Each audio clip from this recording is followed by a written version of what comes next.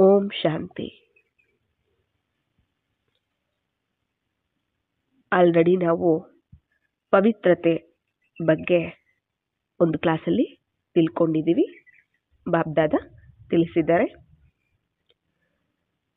ಈ ದಿನ ನಾವು ಬಾಬ್ದಾದಾರವರ ಮೂಲಕ ಪವಿತ್ರತೆಯನ್ನ ಖಂಡಿತ ಮಾಡೋದ್ರಿಂದ ಏನ್ ನಷ್ಟ ಆಗತ್ತೆ,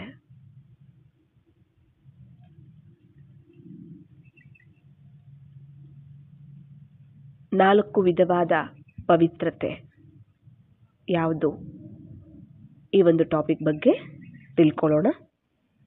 ಬಾಬಾ ತಿಳಿಸಿದರೆ ಬ್ರಾಹ್ಮಣ ಜೀವನದ ಅಲಂಕಾರನೇ ಪವಿತ್ರತೆಯಾಗಿದೆ ಅಂತ. ಬ್ರಾಹ್ಮಣ ಜೀವನದ ಅಲಂಕಾರನೇ ಪವಿತ್ರತೆ ಆಗಿದೆ.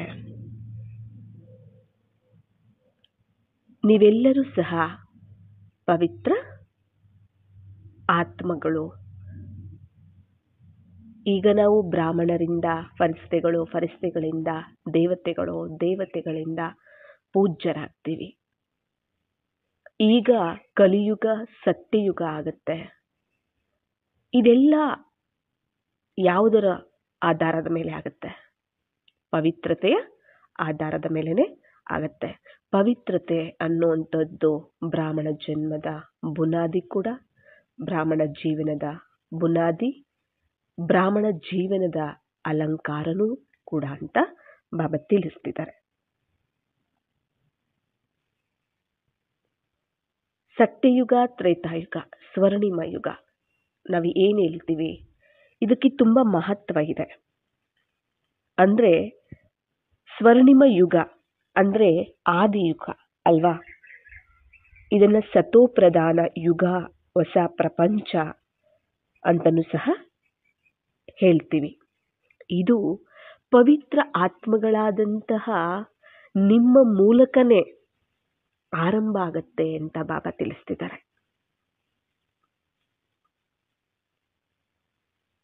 ವಿಶೇಷ ಆತ್ಮಗಳಾದಂತಹ ನಿಮ್ಮ ಮೂಲಕನೇ ಆರಂಭ ಆಗತ್ತೆ.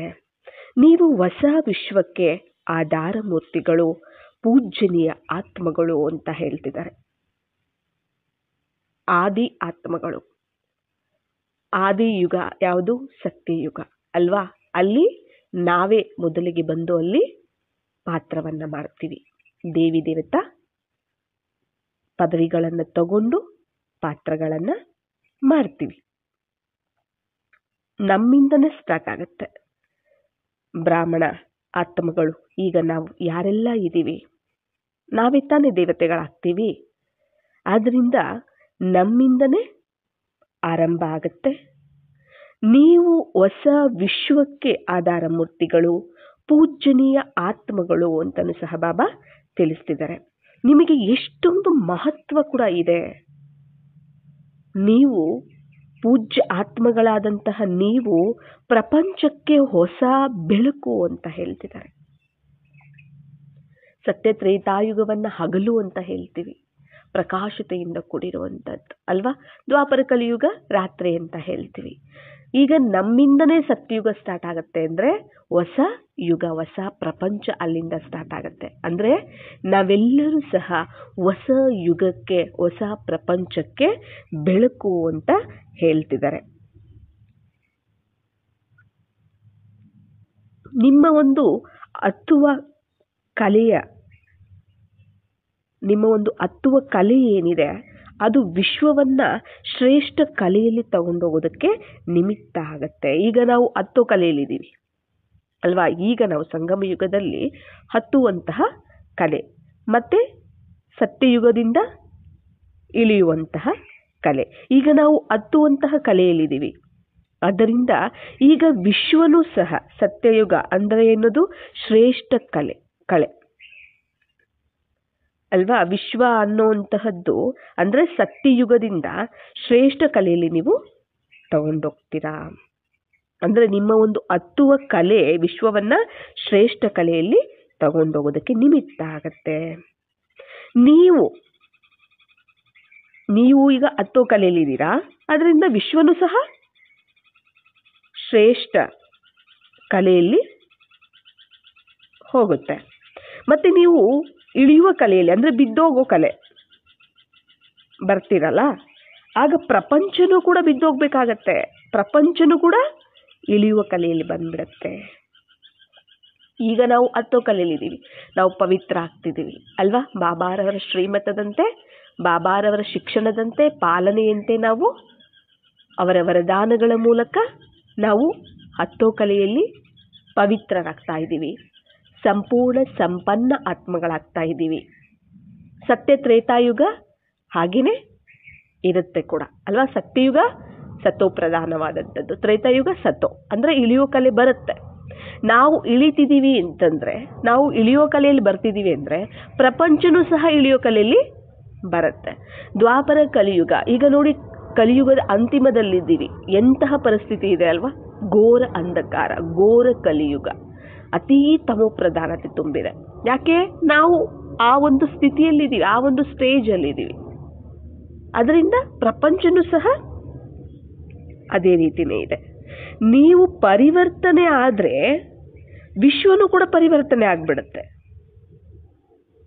ನೀವು ಪರಿವರ್ತನೆ ಆದ್ರಂದ್ರೆ ಬಾಬಾರವರ ಮಕ್ಕಳು ನಾವು ಈಗ ಬ್ರಾಹ್ಮಣ, ಶ್ರೇಷ್ಠ ಬ್ರಾಹ್ಮಣ ಮಕ್ಕಳು, ಹತ್ತೋ ಕಲೆಯಲ್ಲಿರುವಂತಹ ಮಕ್ಕಳು ನಾವು ಈಗ ಪರಿವರ್ತನೆ ಆಗ್ಬಿಟ್ವಿ ಅಂದರೆ ಇಡೀ ವಿಶ್ವನೇ ಪರಿವರ್ತನೆ ಆಗುತ್ತೆ. ಯಾಕೆ? ವಿಶ್ವಕ್ಕೆ ಆಧಾರ ಮೂರ್ತಿಗಳು, ಉದ್ಧಾರ ಮೂರ್ತಿಗಳು, ಪೂಜ್ಯನೀಯ ಆತ್ಮಗಳು ನೀವು ಅಂತ ಹೇಳ್ತಿದ್ದಾರೆ.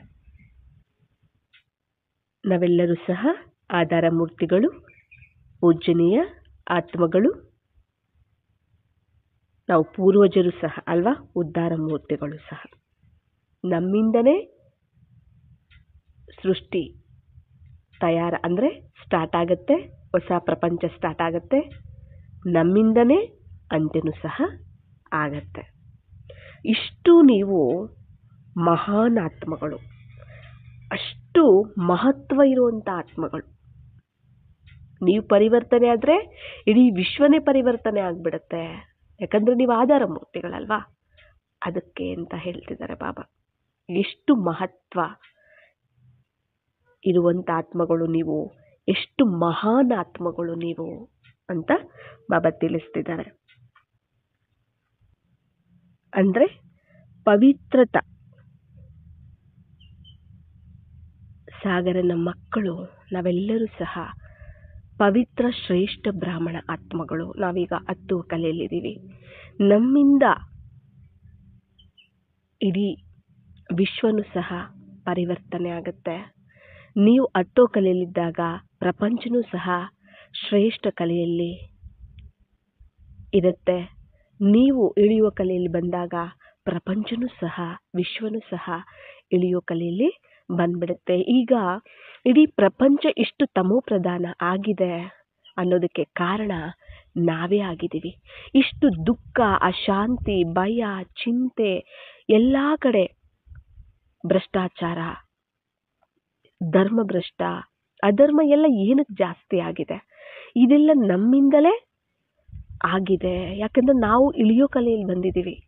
ನಮ್ಮ ಕಲೆಗಳೆಲ್ಲವೂ ಸಹ ಕಡಿಮೆ ಆಗ್ತಾ ಇದೆ, ಆಗೋಗಿದೆ ಕೂಡ. ಈಗ ನಾವೆಲ್ಲ ಕಲೆಗಳು ತುಂಬಿಸ್ಕೋತೀವಿ. ಸತ್ಯಯುಗದಿಂದ ನಾವು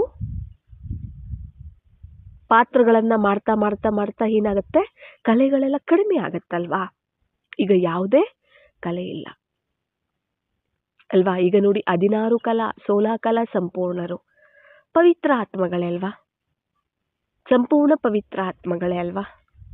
ಮತ್ತೆ ಕಲೆಗಳೆಲ್ಲ ಕಡಿಮೆ ಆಗ್ತಿದೆ ಅಂತಂದ್ರೆ ನೋಡಿ, ತ್ರೇತಾಯುಗದ ಅಂತಿಮಕ್ಕೆ ಕಡಿಮೆ ಆಗ್ಬಿಡತ್ತೆ. ದ್ವಾಪರ ಯುಗದಿಂದ ದೇಹಾಭಿಮಾನ ಸ್ಟಾರ್ಟ್ ಆಗುತ್ತೆ. ನಾವು ಇಳಿಯೋ ಕಲೆಯಲ್ಲಿ ಬರ್ತೀವಿ, ವಾಮ ಮಾರ್ಗದಲ್ಲಿ ಹೊರಟೋಗ್ತೀವಿ. ಎಲ್ಲವೂ ವಿಕಾರಗಳು, ವಿಕರ್ಮಗಳು, ದೇಹಾಭಿಮಾನದಿಂದ ಇಲ್ಲಿವರೆಗೂ ಯಾವ ಸ್ಥಿತಿ ಬಂದಿದೆ ಪ್ರಪಂಚಕ್ಕೆ? ಅದಕ್ಕೆ ಕಾರಣ ಸತ್ಯಯುಗ, ತ್ರೇತಾಯುಗ, ಸ್ವರ್ಗ ಇರೋದಕ್ಕೂ ನಿಮಿತ್ತರು ನಾವು. ದ್ವಾಪರ ಕಲಿಯುಗ ನರಕ ಇದೆ ಅಂದರೆ ಅದಕ್ಕೂ ಸಹ ನಾವು ನಿಮಿತ್ತರು. ಬಾಬಾ ಕೇವಲ ಹತ್ತೋ ಕಲೆಯಲ್ಲಿ ಹೋಗೋದನ್ನ ಮಾತ್ರ ನಮಗೆ ಕಲಿಸ್ಕೊಡ್ತಾರೆ. ಅದಕ್ಕೋಸ್ಕರ ಮಾತ್ರ ನಮಗೆ ಶಿಕ್ಷಣ ಕೊಡ್ತಾರೆ. ಆದ್ರೆ ನಾವಾಗಿನೇ ಡ್ರಾಮಾನುಸಾರವಾಗಿ ಇಳಿಯೋ ಕಲೆಯಲ್ಲಿ ಬರ್ತೀವಿ. ಬ್ರಾಹ್ಮಣರಾಗೋದು ಅಂದ್ರೆ ಅಷ್ಟು ಈಸಿ ಅಲ್ಲ. ಬ್ರಾಹ್ಮಣರಾಗೋದು ಅಂದ್ರೆ ಪೂಜ್ಯರಾಗಿ ಆಗುವಂಥದ್ದು. ಅಷ್ಟು ಸಾಧಾರಣ ಅಂತನೂ ತಿಳ್ಕೋಬಾರ್ದು ನಾವು.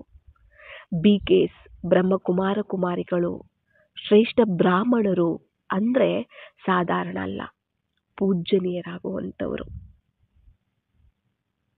ಯಾಕೆ ಅಂದ್ರೆ ಬ್ರಾಹ್ಮಣರಿಂದ ದೇವತೆಗಳಾಗ್ತೀರಾ, ಮತ್ತೆ ದೇವತೆಗಳು ಅಂದ್ರೇನೆ ಪೂಜ್ಯನೀಯರು ಅಲ್ವಾ. ದೇವತೆಗಳಿಗೆ ತಾನೇ ಪೂಜೆ ಮಾಡ್ತಾರೆ. ದೇವತೆಗಳೆಲ್ಲರೂ ಸಹ ಪೂಜ್ಯನೀಯರಾಗಿನೇ ಇರ್ತಾರೆ. ಆದ್ರೆ ನಂಬರ್ ವಾರಾಗಂತೂ ತಪ್ಪದೇ ಇದ್ದೇ ಇರ್ತಾರೆ ಅಲ್ವಾ. ದೇವತೆಗಳು ಎಲ್ಲರೂ ಸಹ ಪೂಜ್ಯನೀಯರೇ, ಪೂಜೆಗೆ ಅರ್ಹರೇ. ಆದ್ರೆ ಅದರಲ್ಲಿ ನಂಬರ್ ವಾರ್ ಇರ್ತಾರೆ. ಕೆಲವು ಮಂದಿ ದೇವತೆಗಳ ಪೂಜೆ ವಿಧಿಪೂರ್ವಕವಾಗಿ ಮತ್ತೆ ನೇಮದ ಅನುಸಾರವಾಗಿ ನಡೆಯುತ್ತೆ. ಮತ್ತೆ ಕೆಲವರ ಪೂಜೆ ವಿಧಿಪೂರ್ವಕವಾಗಿ ನೇಮದ ಅನುಸಾರವಾಗಿ ನಡೆಯೋದಿಲ್ಲ ಅಲ್ವಾ. ಕೆಲವರ ಪ್ರತಿ ಕರ್ಮಕ್ಕೂ ಪೂಜೆ ಆಗತ್ತೆ, ಮತ್ತೆ ಕೆಲವರಿಗೆ ಪ್ರತಿ ಕರ್ಮಕ್ಕೂ ಪೂಜೆ ಆಗೋದಿಲ್ಲ. ಕೆಲವರಿಗೆ ವಿಧಿಪೂರ್ವಕವಾಗಿ ಪ್ರತಿದಿನ ಅಲಂಕಾರ ಆಗತ್ತೆ ವಿಗ್ರಹಗಳಿಗೆ ಅಲ್ವಾ. ಮತ್ತೆ ಕೆಲವರಿಗೆ ಪ್ರತಿದಿನ ಅಲಂಕಾರ ಆಗೋದಿಲ್ಲ. ಏನೋ ಮೇಲೆ ಮೇಲೆ ಹಂಗೆ ಯಾವುದೋ ಸ್ವಲ್ಪ ಹಂಗೆ ಅಲಂಕಾರ ಮಾಡಿಬಿಟ್ಟು ಬಿಟ್ಬಿಡ್ತಾರೆ, ವಿಧಿಪೂರ್ವಕವಾಗಿ ಮಾಡೋದಿಲ್ಲ. ಕೆಲವು ದೇವತೆಗಳ ಎದುರುಗಡೆ ನಿತ್ಯ ಕೀರ್ತನೆಗಳು ಆಡ್ತಿರ್ತಾರೆ, ಕೆಲವರ ಎದುರುಗಡೆ ಅವಾಗವಾಗ ಕೀರ್ತನೆಗಳನ್ನ ಮಾಡ್ತಿರ್ತಾರೆ. ಇದೆಲ್ಲದಕ್ಕೂ ಕಾರಣ ಏನು? ಇದೆಲ್ಲದಕ್ಕೂ ಕಾರಣ ಏನು ಅಂತ ಕೇಳ್ತಿದ್ದಾರೆ ಬಾಬಾ. ಎಲ್ಲರೂ ಆದ್ರೆ ಬ್ರಾಹ್ಮಣರಾಗಿ ಕರೆಸ್ಕೊತೀರ ನೀವು ಅಲ್ವಾ. ಎಲ್ಲರೂ ಬ್ರಾಹ್ಮಣ. ಈಗ ನಾವೆಲ್ಲರೂ ಯಾರು ಬಾಬಾರವರ ಮಕ್ಕಳಾಗಿದ್ದೀವಿ, BKಗಳಂತ ಅನ್ಸ್ಕೊಳ್ತಿದ್ದೀವಿ, ನಾವೆಲ್ಲರೂ ಸಹ ಬ್ರಾಹ್ಮಣರೇ. ಎಲ್ಲರೂ ಜ್ಞಾನ ಯೋಗದ ವಿದ್ಯೆಯನ್ನು ಕೂಡ ಓದ್ತಿದ್ದೀರಾ. ಆದ್ರೂ ಸರಿ ಇಷ್ಟು ವ್ಯತ್ಯಾಸ ಯಾಕೆ ಬಂತು? ಆದ್ರೂ ಕೂಡ ಯಾಕೆ ಇಷ್ಟೊಂದು ವ್ಯತ್ಯಾಸ ಬಂತು? ಎಲ್ಲರೂ ಬ್ರಾಹ್ಮಣರೇ ಅಲ್ವಾ. ಎಲ್ಲರಿಗೂ ಒಂದೇ ವಿದ್ಯೆ, ಒಬ್ಬರೇ ತಂದೆ, ಒಂದೇ ಶಿಕ್ಷಣ ಕೊಡ್ತಿದ್ದಾರೆ, ಎಲ್ಲ ಒಂದೇ ಶ್ರೀಮತ, ಒಂದೇ ಪಾಲನೆ. ಆದ್ರೂ ಕೂಡ ಯಾಕೆ ಇಷ್ಟೊಂದು ವ್ಯತ್ಯಾಸ ಬಂತು ಅಂದ್ರೆ ವಿಧಿಪೂರ್ವಕವಾಗಿ ನಡೆಯುತ್ತೆ ಕೆಲವು ದೇವತೆಗಳಿಗೆ, ಕೆಲವ್ರಿಗೆ ನಡೆಯೋದಿಲ್ಲ ಅಲ್ವಾ. ಕೆಲವ್ರ ಕೀರ್ತನೆಗಳು ಸದಾ ಇರುತ್ತೆ, ಕೆಲವರಿಗೆ ಕೀರ್ತನೆಗಳು ಸದಾ ಇರೋದಿಲ್ಲ. ಅಲಂಕಾರನೂ ಸಹ ವಿಧಿಪೂರ್ವಕವಾಗಿ ಪ್ರತಿದಿನ ನಡೆಯೋದಿಲ್ಲ, ಕೆಲವರಿಗೆ ನಡೆಯುತ್ತೆ. ಯಾಕೆ?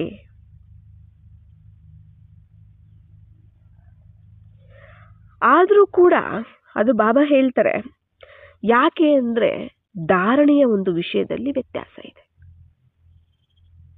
ನಂಬರ್ ವಾರ್ ಅಂತ ಹೇಳ್ಬಿಟ್ಟಿದಾರಲ್ಲ, ನಂಬರ್ ವಾರ್ ಅಂತ ಹೇಳ್ಬಿಟ್ಟಿದ್ದಾರೆ. ಒಂದೇ ಶಿಕ್ಷಣ, ಒಬ್ಬರೇ ಶಿಕ್ಷಕನಾಗಿ, ತಂದೆಯಾಗಿ, ಸದ್ಗುರುವಾಗಿ ನಮಗೆ ಶಿಕ್ಷಣವನ್ನು ಕೊಡ್ತಿದ್ದಾರೆ. ಒಂದೇ ತರನೇ ವಿದ್ಯೆ, ಎಲ್ಲ ಒಂದೇ ತರನೇ ಪಾಲನೆ, ಎಲ್ಲನೂ ಒಂದೇ ರೀತಿ. ಅವ್ರಿಗೊಂದು ಇವ್ರಿಗೊಂದು ಏನು ಮಾಡ್ತಿಲ್ಲ ಬಾಬಾ.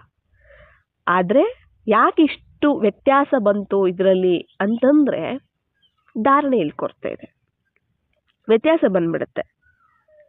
ಆದ್ರೂ ಕೂಡ ವಿಶೇಷವಾಗಿ ಯಾವ ಧಾರಣೆಗಳ ಆಧಾರದ ಮೇಲೆ ನಂಬರ್ ವಾರ್ ಇರ್ತೀರ ಗೊತ್ತಾ ನಿಮ್ಗೆ ಅಂತ ಕೇಳ್ತಿದ್ದಾರೆ. ನಂಬರ್ ವಾರ್ ಯಾವ ಧಾರಣೆಗಳ ಆಧಾರದ ಮೇಲೆ ನೀವು ನಂಬರ್ ವಾರ್ ಆಗಿರ್ತೀರ ಗೊತ್ತಾ ಅಂತಾನು ಕೂಡ ಬಾಬಾ ಕೇಳ್ತಿದ್ದಾರೆ. ಯಾವುದು? ಈಗ ನೋಡಿ, ನೀವು ಪೂಜ್ಯನೀಯರಾಗಬೇಕು ಅಂತಂದ್ರೆ ವಿಶೇಷವಾದ ಆಧಾರನೇ ಪವಿತ್ರತೆ ಮೇಲೆ ಇದೆ ಅಂತ ಹೇಳ್ತಿದ್ದಾರೆ. ವಿಶೇಷವಾದ ಆಧಾರನೇ ಪವಿತ್ರತೆಯ ಮೇಲೆ ಇದೆ. ಈಗ ನಾವು ಸಹ ದೇವಸ್ಥಾನಗಳಿಗೆ ಹೋದಾಗ ನೋಡ್ತೀವಿ, ಕೆಲವೊಂದು ದೇವಸ್ಥಾನಗಳು ಹೇಗಿರುತ್ತೆ, ಕೆಲವೊಂದು ಗುಡಿಯಲ್ಲಿರುವಂತಹ ದೇವಿ ದೇವತೆಗೆ ಡೈಲಿ ಪೂಜೆ ನಡೆಯುತ್ತೆ, ಡೈಲಿ ಅಲಂಕಾರ ಇರುತ್ತೆ, ಡೈಲಿ ಕೀರ್ತನೆಗಳು ಅಲ್ವಾ. ಹೇಗಿರುತ್ತೆ? ವಿಧಿಪೂರ್ವಕವಾಗಿ ಬೆಳಿಗ್ಗೆ 4 ಗಂಟೆಯಿಂದನೇ ಸ್ಟಾರ್ಟ್ ಮಾಡ್ತಾರೆ. ಯಾವ ರೀತಿ ಇರುತ್ತೆ? ಆದ್ರೆ ಕೆಲವ್ರಿಗೆ ಇರೋದೇ ಇಲ್ಲ, ಕೆಲವರಿಗೆ ಆ ರೀತಿ ಇರೋದೇ ಇಲ್ಲ, ಯಾವಾಗೋ ವಾರಕ್ಕೊಂದ್ಸರಿ, ಯಾವಾಗೋ ಅವ್ರ ಟೈಮ್ ಸಿಕ್ಕಿದಾಗ ಅಲ್ವಾ, ಆ ಥರ ಇರುತ್ತೆ. ಇದಕ್ಕೆಲ್ಲನೂ ಧಾರಣೆ ಈ ಸಮಯದಲ್ಲಿ ಬ್ರಾಹ್ಮಣರಾಗಿ ಬಾಬಾ ನಮಗೆ ಏನು ಶ್ರೀಮತ ಕೊಡ್ತಿದ್ದಾರೆ ಅದರ ಧಾರಣೆ ಕೊರತೆ. ಅದು ಮೇನ್ ಆಗಿ ಯಾವ್ದು ಹೇಳ್ತಿದ್ದಾರೆ ಅಂದ್ರೆ ಪವಿತ್ರತೆ ಅಂತ ಹೇಳ್ತಿದ್ದಾರೆ.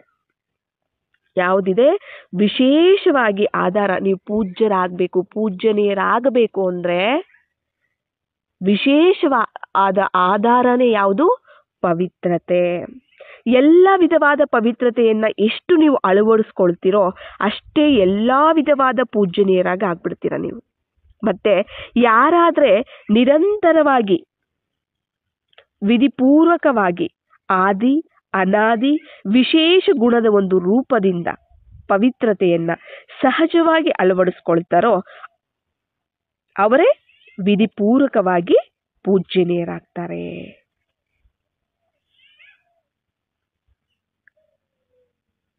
ಏನ್ ಹೇಳ್ತಿದ್ದಾರೆ? ಎಲ್ಲಾ ವಿಧವಾದ ಪವಿತ್ರತೆಯನ್ನ ಎಷ್ಟು ಅಳವಡಿಸ್ಕೊಳ್ತಾರೋ ಅಷ್ಟೇ ಎಲ್ಲಾ ವಿಧವಾದ ಪೂಜ್ಯನೀಯರಾಗಿ ಆಗ್ತೀರಾ. ಮತ್ತೆ ಯಾರಾದ್ರೆ ನಿರಂತರವಾಗಿ ವಿಧಿಪೂರ್ವಕವಾಗಿ ಆದಿ ಅಂದ್ರೆ ದೇವತೆಗಳ ಗುಣಗಳು ಈಗೇನೇನಿದಾವೆ, ಆದಿ ಗುಣಗಳು ಮತ್ತೆ ಅನಾದಿ ಗುಣ, ಅನಾದಿ ಗುಣಗಳು, ಇವುಗಳ ಒಂದು ರೂಪದಿಂದ ಪವಿತ್ರತೆಯನ್ನ ಸಹಜವಾಗಿ ಯಾರಾದ್ರೆ ಅಳವಡಿಸ್ಕೊಳ್ತಾರೋ ಅವರೇ ವಿಧಿಪೂರ್ವಕವಾಗಿ ಪೂಜ್ಯನೀಯರಾಗಿ ಆಗ್ತಾರೆ. ಎಲ್ಲಾ ವಿಧವಾದ ಪವಿತ್ರತೆ ಅಂದ್ರೆ ಏನು? ಎಲ್ಲಾ ವಿಧವಾದ ಪವಿತ್ರತೆ ಅಂದ್ರೆ ಏನು? ಯಾವ ಆತ್ಮಗಳಾದ್ರೆ ಸಹಜವಾಗಿ ಸ್ವತಃವಾಗಿ ಪ್ರತಿ ಸಂಕಲ್ಪದಲ್ಲಿ, ಮಾತುಗಳಲ್ಲಿ, ಕರ್ಮಗಳಲ್ಲಿ ಸರ್ವರು ಅಂದ್ರೆ ಜ್ಞಾನಿ ಮತ್ತೆ ಅಜ್ಞಾನಿ ಆತ್ಮಗಳು ಇಬ್ರು ಬಂದ್ಬಿಡ್ತಾರೆ. ಸರ್ವ ಅಂದ್ರೇನೆ ಜ್ಞಾನಿ ಆತ್ಮಗಳು ಅಜ್ಞಾನಿ ಆತ್ಮಗಳು ಇಬ್ರು ಬರ್ತಾರೆ. ಹಾಗೆ ಸರ್ವರ ಸಂಪರ್ಕದಲ್ಲಿ ಸದಾ ಪವಿತ್ರ ವೃತ್ತಿ, ಪವಿತ್ರ ದೃಷ್ಟಿ, ಪವಿತ್ರತೆ ವೈಬ್ರೇಷನ್ ನಿಂದ ಯಥಾರ್ಥವಾದ ಸಂಬಂಧ ಸಂಪರ್ಕಗಳನ್ನ ನಿರ್ವಹಿಸ್ತಾರೋ ಅವರನ್ನ ಎಲ್ಲಾ ವಿಧವಾದ ಪವಿತ್ರತೆ ಇರುವಂತವರು ಅಂತ ಹೇಳ್ತಾರೆ. ಪ್ರತಿ ಸಂಕಲ್ಪ, ಮಾತು, ಕರ್ಮಗಳಲ್ಲಿ ಜ್ಞಾನಿ ಆತ್ಮಗಳಿರ್ಬೋದು, ಅಜ್ಞಾನಿ ಆತ್ಮಗಳಿರ್ಬೋದು. ಅಂದ್ರೆ ಸರ್ವರ ಸಂಪರ್ಕದಲ್ಲಿ ಬಂದಾಗ ಸದಾ ಯಾವ್ದಿರ್ಬೇಕು? ಪವಿತ್ರತೆ ವೃತ್ತಿ, ಪವಿತ್ರತೆ ದೃಷ್ಟಿ, ಪವಿತ್ರತೆ ವೈಬ್ರೇಷನ್ಸ್ ಇಂದ ಯಥಾರ್ಥವಾದ ಸಂಬಂಧ ಸಂಪರ್ಕಗಳನ್ನ ನಿರ್ವಹಿಸಬೇಕು. ಪವಿತ್ರತೆ ಕೂಡಿರಬೇಕು. ಆ ವೃತ್ತಿ, ನಮ್ಮ ವಿಚಾರಗಳು ಸಹ ಪವಿತ್ರವಾಗಿರಬೇಕು, ನಮ್ಮ ದೃಷ್ಟಿ ಪವಿತ್ರವಾಗಿರಬೇಕು, ನಮ್ಮ ಸಂಕಲ್ಪಗಳು, ನಮ್ಮ ಮಾತುಗಳು, ನಮ್ಮ ಕರ್ಮಗಳು, ಅವರು ಜ್ಞಾನಿ ಆತ್ಮಗಳೇ ಇರ್ಬೋದು, ಅವ್ರ ಅಜ್ಞಾನಿ ಆತ್ಮಗಳೇ ಇರ್ಬೋದು, ಅವರೆಲ್ಲರ ಜೊತೆನೂ ಸಹ ಆಯ್ತಾ ಪವಿತ್ರವಾಗಿರ್ಬೇಕು ಇವೆಲ್ಲನೂ ಸಹ.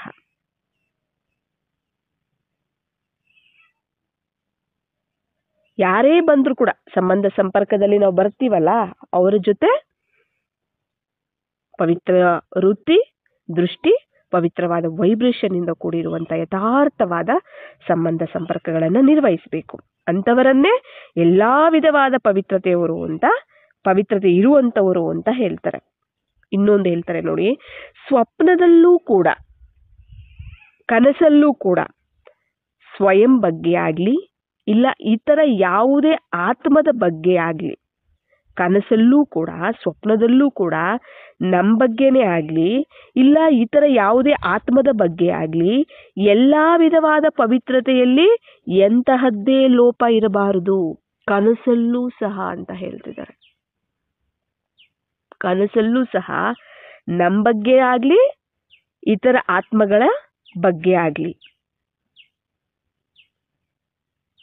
ಎಲ್ಲಾ ವಿಧವಾದ ಪವಿತ್ರತೆಯಲ್ಲಿ ಎಂತಹದ್ದೇ ಲೋಪ ಇರಬಾರ್ದು. ವೃತ್ತಿ, ದೃಷ್ಟಿ, ಯಾವುದೇ ಇರ್ಬೋದು, ವೈಬ್ರೇಷನ್ಸ್ ಏನೇ ಇರ್ಬೋದು, ಅಲ್ಲಿ ಮನಸ ವಾಚ ಕರ್ಮಣ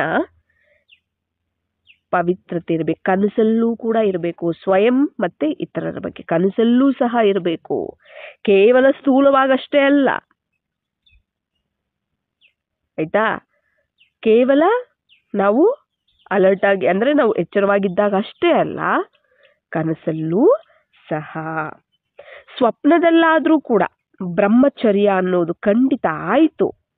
ಇಲ್ಲ ಯಾವುದೇ ಆತ್ಮದ ಬಗ್ಗೆ ಈರ್ಷೆ ಇಲ್ಲ ಆವೇಶಕ್ಕೆ ವಶ ಆಗಿ ಯಾವುದಾದ್ರೂ ಒಂದು ಕರ್ಮ ಅಲ್ಲಿ ಆವೇಶಕ್ಕೆ ವಶ ಆಗಿ ಏನಾದ್ರೂ ಒಂದು ಕರ್ಮ ನಡೀತು, ಇಲ್ಲ ಮಾತುಗಳೇನಾದ್ರೂ ಬಂತು, ಈರ್ಷೆಗೆ ದ್ವೇಷಕ್ಕೆ ಆವೇಶಕ್ಕೆ ವಶ ಆಗಿ ಯಾವುದಾದ್ರೂ ಮಾತುಗಳು ಮಾತಾಡ್ಬಿಟ್ವಿ, ಇಲ್ಲ ಕ್ರೋಧದ ಒಂದು ಅಂಶ ರೂಪದಲ್ಲಾದ್ರೂ ಯಾವುದಾದ್ರೂ ಒಂದು ವ್ಯವಹಾರದಲ್ಲಿ ಬಂದ್ಬಿಟ್ವಿ, ಇದನ್ನೂ ಕೂಡ ಪವಿತ್ರತೆಯನ್ನ ಅಂದ್ರೆ ಖಂಡಿತ ಮಾಡ್ದಂಗೆನೆ ಆಗತ್ತೆ ಅಂತ ಹೇಳ್ತಿದ್ದಾರೆ. ಕನಸಲ್ಲೂ ಸಹ ನಾವ್ ಯಾವ್ಯಾವುದೋ ಕನಸು ಬರ್ತಿರುತ್ತೆ ಅಂತ ಹೇಳ್ತಿರ್ತೀವಿ ಅಲ್ವಾ?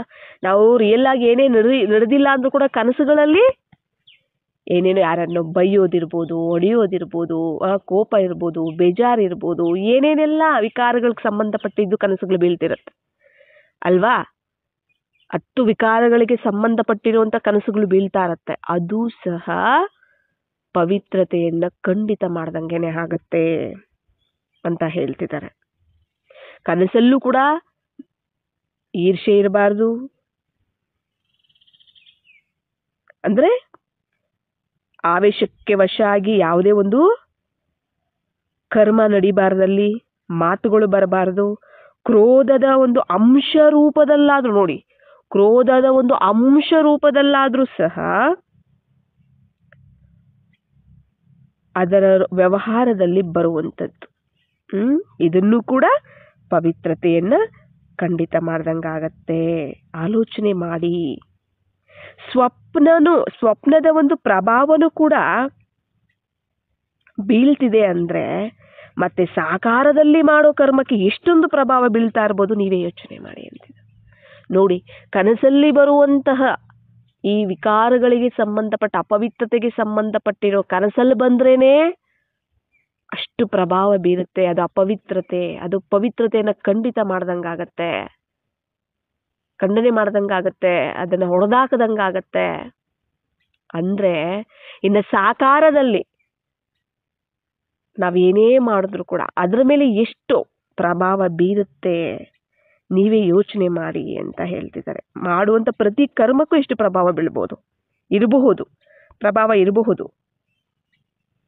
ಆದ್ದರಿಂದಲೇ ಖಂಡಿತವಾದ ಮೂರ್ತಿ ಯಾವತ್ತೂ ಪೂಜ್ಯನೀಯವಾಗೋದಕ್ಕೆ ಸಾಧ್ಯನೇ ಇಲ್ಲ ಅಂತ ಹೇಳ್ತಿದ್ದಾರೆ. ಈಗ ಯಾವ್ದಾದ್ರು ಒಂದು ಮೂರ್ತಿ ಇದೆ, ಅದು ಏನ್ ಹೇಳ್ತಾರೆ, ಕೈ ಒಂದ್ ಸ್ವಲ್ಪ ಇದಾಗ್ಬಿಟ್ಟಿದೆ. ಇವಾಗ ನೋಡಿ, ಕೆತ್ತವಾಗ ಏನಾದ್ರೂ ಒಂದ್ ಸ್ವಲ್ಪ ವ್ಯತ್ಯಾಸ ಬಂದ್ರು ಕೂಡ ಅದನ್ನ ಸೈಡ್ಗೆ ಇಟ್ಬಿಡ್ತಾರೆ. ಅದು ಖಂಡಿತ ಆಗೋಯ್ತು, ಮೂರ್ತಿ ಬೇಡ ಅಂತಾರೆ ಅಲ್ವಾ? ಎಲ್ಲನೂ ಪರ್ಫೆಕ್ಟ್ ಆಗಿ ಕೆತ್ತುತ್ತಾರೆ ಕೂಡ.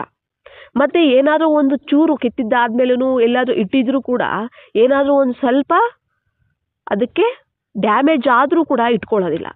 ಈಗ ಮನೆಗಳಲ್ಲೇ ಏನ್ ಹೇಳ್ತಾರೆ ಹೇಳಿ, ಒಡೆದೋಗಿರೋ ಫೋಟೋ, ಒಡೆದೋಗಿರುವಂತ ವಿಗ್ರಹಗಳನ್ನ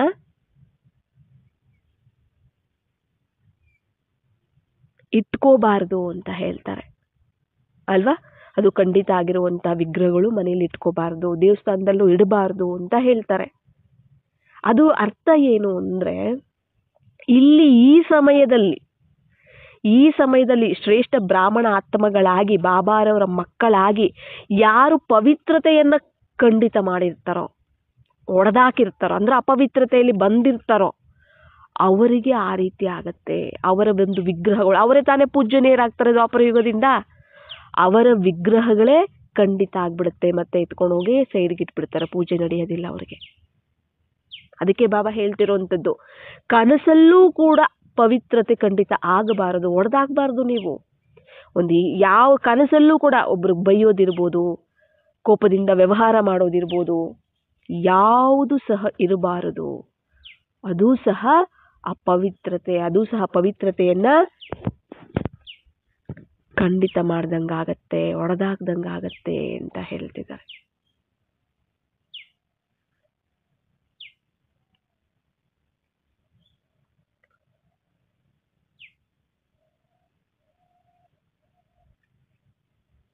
ಅಂದ್ರೆ ಕನಸಲ್ಲೂ ಕೂಡ ಬ್ರಹ್ಮಚರ್ಯ ಅಂದ್ರೆ ಏನು, ಬ್ರಹ್ಮಬಾಬಾರವರು ಯಾವ ರೀತಿ ಕರ್ಮಗಳನ್ನ ಮಾಡಿದ್ರು ಅಲ್ವಾ, ಯಾವ ರೀತಿ ಅವರು ಪುರುಷಾರ್ಥವನ್ನ ಮಾಡಿದ್ರು, ಅದನ್ನೇ ನಾವು ಫಾಲೋ ಮಾಡ್ಬೇಕಲ್ಲ.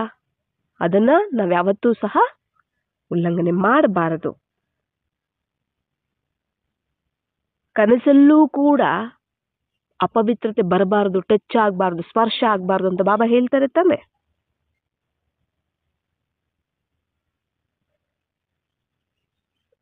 ಅದಕ್ಕೆ ಬಾಬಾ ಏನ್ ಹೇಳ್ತಾರೆ, ಖಂಡಿತವಾದಂತಹ ಮೂರ್ತಿ ಯಾವತ್ತೂ ಪೂಜನೀಯವಾಗಿ ಇರೋದಿಲ್ಲ.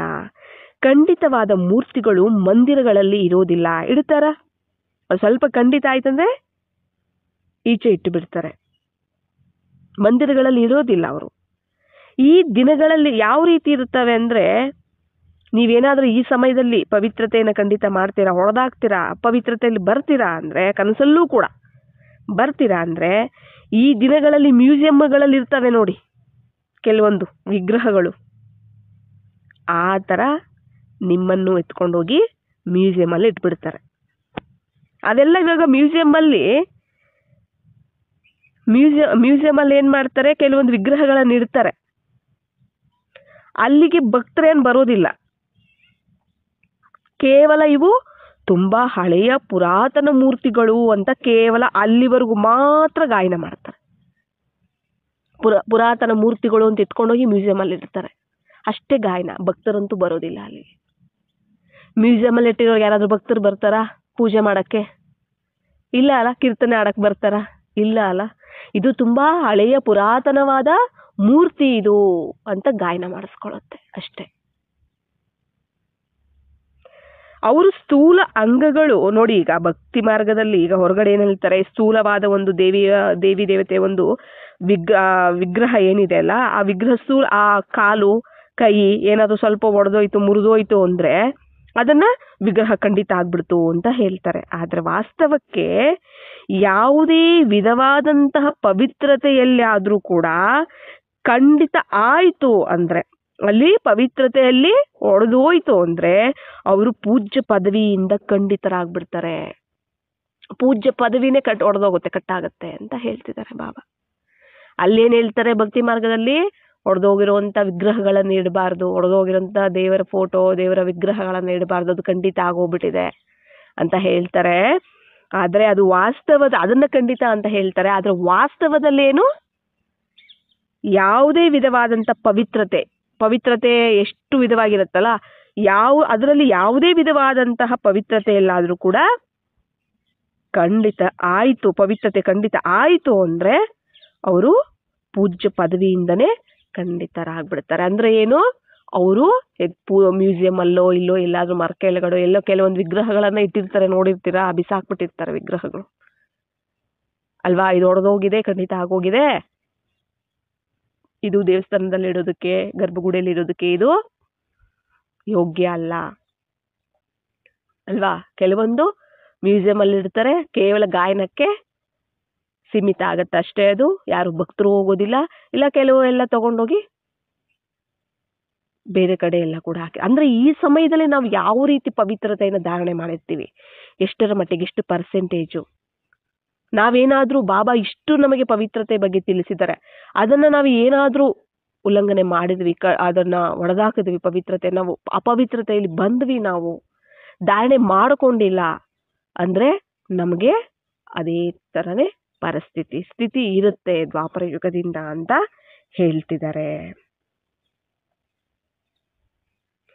ಈ ವಿಧವಾಗಿ 4 ವಿಧವಾದ ಪವಿತ್ರತೆ ವಿಧಿಪೂರ್ವಕವಾಗಿ ಇರುತ್ತೆ ಅಂದ್ರೆ ಪೂಜೆನೂ ಕೂಡ ವಿಧಿಪೂರ್ವಕವಾಗಿ ಇರುತ್ತೆ ಅಂತ ಬಾಬಾ ಹೇಳ್ತಿದ್ದಾರೆ.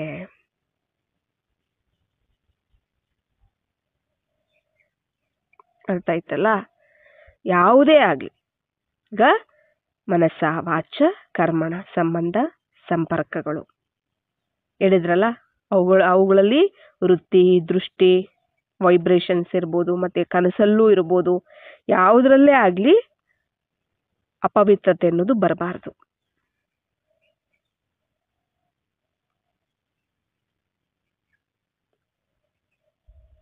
ಇಲ್ಲ ಅಂದ್ರೆ ವಿಧಿಪೂರ್ವಕವಾಗಿ ಪೂಜೆನೂ ಸಹ ನಡೆಯೋದಿಲ್ಲ ಅಂತ ಹೇಳ್ತಿದ್ದಾರೆ. ಅಂದರೆ ಮನಸ್ಸು, ವಾಣಿ, ಕರ್ಮ. ಕರ್ಮ ಅಂದರೆ ಸಂಬಂಧ ಸಂಪರ್ಕಗಳು ಬಂದ್ಬಿಡುತ್ತೆ ಅದರಲ್ಲಿ. ಕರ್ಮ ಅಂದರೆ ಏನು? ಕರ್ಮದಲ್ಲಿನೇ ಸಂಬಂಧ ಸಂಪರ್ಕಗಳು ಬಂದ್ಬಿಡುತ್ತೆ. ಮತ್ತೆ ಸ್ವಪ್ನ 4 ಯಾವುದು? ಮನಸ್ಸ, ವಾಚ, ಕರ್ಮಣ ಮತ್ತೆ ಕನಸು. ಈ 4ರಲ್ಲಿ ಪವಿತ್ರತೆ ಇರಬೇಕು.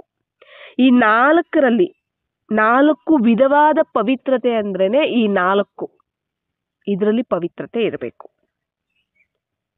ಮನಸ್ಸು, ವಾಣಿ, ಕರ್ಮ, ಸ್ವಪ್ನದಲ್ಲೂ ಕೂಡ ಪವಿತ್ರತೆ. ಇದನ್ನೇ ಸಂಪೂರ್ಣ ಪವಿತ್ರತೆ ಅಂತ ಹೇಳ್ತಾರೆ. ಇದನ್ನೇ ಏನ್ ಹೇಳ್ತಾರೆ? ಸಂಪೂರ್ಣ ಪವಿತ್ರತೆ ಅಂತ ಹೇಳ್ತಾರೆ.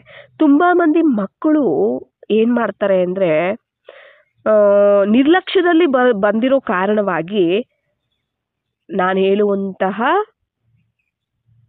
ರೀತಿ ತುಂಬಾ ಚೆನ್ನಾಗಿದೆ, ನಾನು ಹೇಳ್ತಾ ಇರುವಂತಹ ಒಂದು ಅರ್ಥ ಚೆನ್ನಾಗಿದೆ, ನಾನು ಹೇಳ್ತಾ ಇರುವಂತ ಭಾವನೆ ಚೆನ್ನಾಗಿದೆ, ಆದ್ರೆ ನನ್ನ ಮಾತು ಆ ಥರ ಬಂದ್ಬಿಡ್ತು. ಇವಾಗ ಏನಾದ್ರೂ ಒಂದು ಮಾತಾಡ್ಬಿಡ್ತಾರೆ, ಆವೇಶದಲ್ಲಿ ಬಂದು ಮಾತಾಡ್ಬಿಡ್ತಾರೆ. ಆವಾಗ ಏನಾದರೂ ಕೇಳಿದಾಗ ಏನು ಹೇಳ್ತಾರೆ ಅಂದರೆ, ನನ್ಗೆ ಆ ಥರ ಭಾವನೆ ಏನಿರಲಿಲ್ಲ, ಆದರೆ ಸುಮ್ಮನೆ ಆ ಥರ ಬಂದ್ಬಿಡ್ತು ಬಾಯಲ್ಲಿ, ಆ ಭಾವನೆನೇ ಇಲ್ಲ ನನಗೆ, ಆದರೆ ಬಾಯಲ್ಲಿ ಅದೇ ಸುಮ್ಮನೆ ಹಾಗೇನೆ ಬಂದ್ಬಿಡ್ತು ಮಾತು. ಇಲ್ಲ ನನ್ನ ಲಕ್ಷ್ಯನೇ ಅದಲ್ಲ, ನನ್ನ ಉದ್ದೇಶ ಅದಲ್ಲ, ಆದರೆ ಆ ಥರ ಆಗೋಗ್ಬಿಡ್ತು. ನನ್ಗೆ ಆ ಥರ ಉದ್ದೇಶನೇ ಇರಲಿಲ್ಲ ಆ ಥರ ಮಾತಾಡಬೇಕು, ಆ ಥರ ನೋಡಬೇಕು, ಆ ಥರ ಮಾಡಬೇಕು ಅನ್ನೋ ಉದ್ದೇಶನೇ ಇರಲಿಲ್ಲ, ಆದರೆ ಅದು ಆ ಥರ ನಡೆದು ಬಿಡುತ್ತು. ಇಲ್ಲ ಯಾವುದೋ ಒಂದು ಸುಮ್ಮನೆ ತಮಾಷೆಗಂದೆ ಅಷ್ಟೇ, ಕಾಮಿಡಿ ಮಾಡೋದಕ್ಕಂದೆ ಅಷ್ಟೇ ನಾನು ಅಂತ ದೊಡ್ಡೋರಾಗ್ಲಿ ಚಿಕ್ಕವರಾಗ್ಲಿ ಈ ವಿಷಯದಲ್ಲಿ ಏನು ಮಾಡಿಬಿಡ್ತಾರೆ? ನೆಪಗಳು ಹೇಳ್ತಿರ್ತಾರೆ.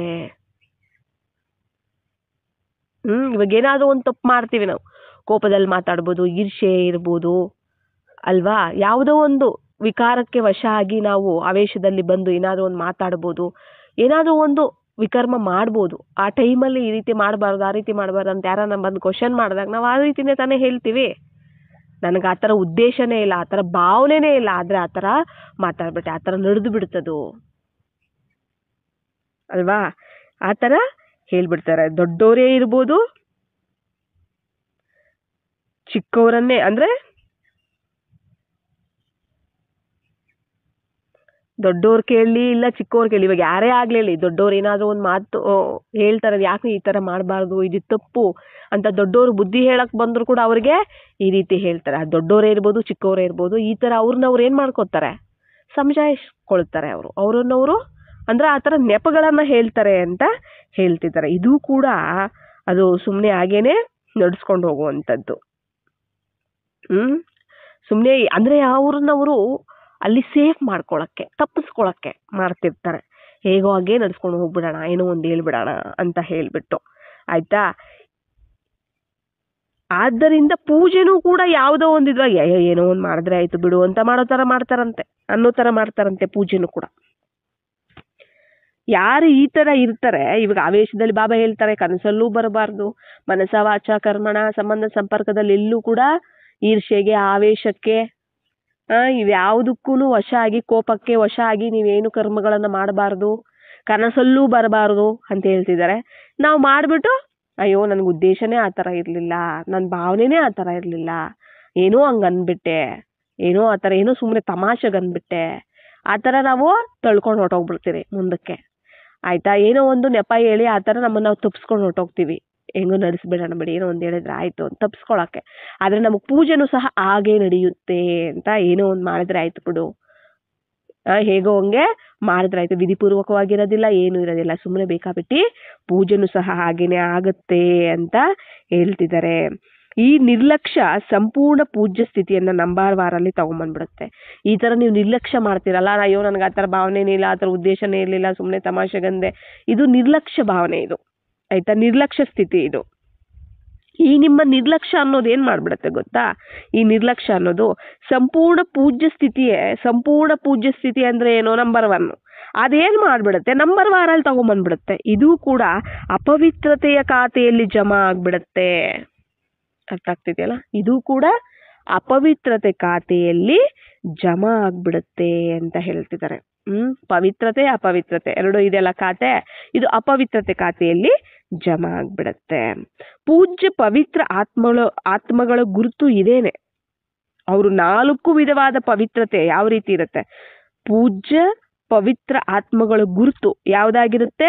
4 ವಿಧವಾದ ಪವಿತ್ರತೆ. ಯಾವ್ದು ಹೇಳಿದ್ರು? ಮನಸ್ಸ, ವಾಚ, ಕರ್ಮಣ ಅಂದ್ರೆ ಅದರಲ್ಲಿ ಸಂಬಂಧ ಸಂಪರ್ಕನ ಬಂದ್ಬಿಡುತ್ತೆ. ಸಂಬಂಧ ಸಂಪರ್ಕ ಅಂದ್ರೆ ಅಲ್ಲಿ ಜ್ಞಾನಿ ಆತ್ಮಗಳೇ ಇರ್ಬೋದು, ಅಜ್ಞಾನಿ ಆತ್ಮಗಳೇ ಇರ್ಬೋದು, ಸರ್ವ ಇಡೀ ವಿಶ್ವ ಬಂದ್ಬಿಡತ್ತೆ. ಆಯ್ತಾ? ಮತ್ತೆ ಸ್ವಪ್ನ 4. ಆಯ್ತಾ? ಈ 4 ವಿಧವಾದ ಪವಿತ್ರತೆ ಸ್ವಾಭಾವಿಕವಾಗಿ, ಸಹಜವಾಗಿ ಮತ್ತೆ ಸದಾ ಇರುತ್ತೆ.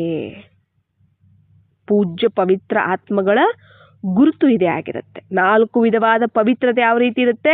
ನ್ಯಾಚುರಲ್ ನೇಚರ್ ಆಗ್ಬಿಟ್ಟಿರುತ್ತೆ. ಅವ್ರಿಗೆ ಸದಾ ಇರುತ್ತೆ. ಅವರಿಗೆ ಆಲೋಚನೆ ಮಾಡಬೇಕಾಗಿರೋ ಅವಸರನೂ ಇರೋದಿಲ್ಲ.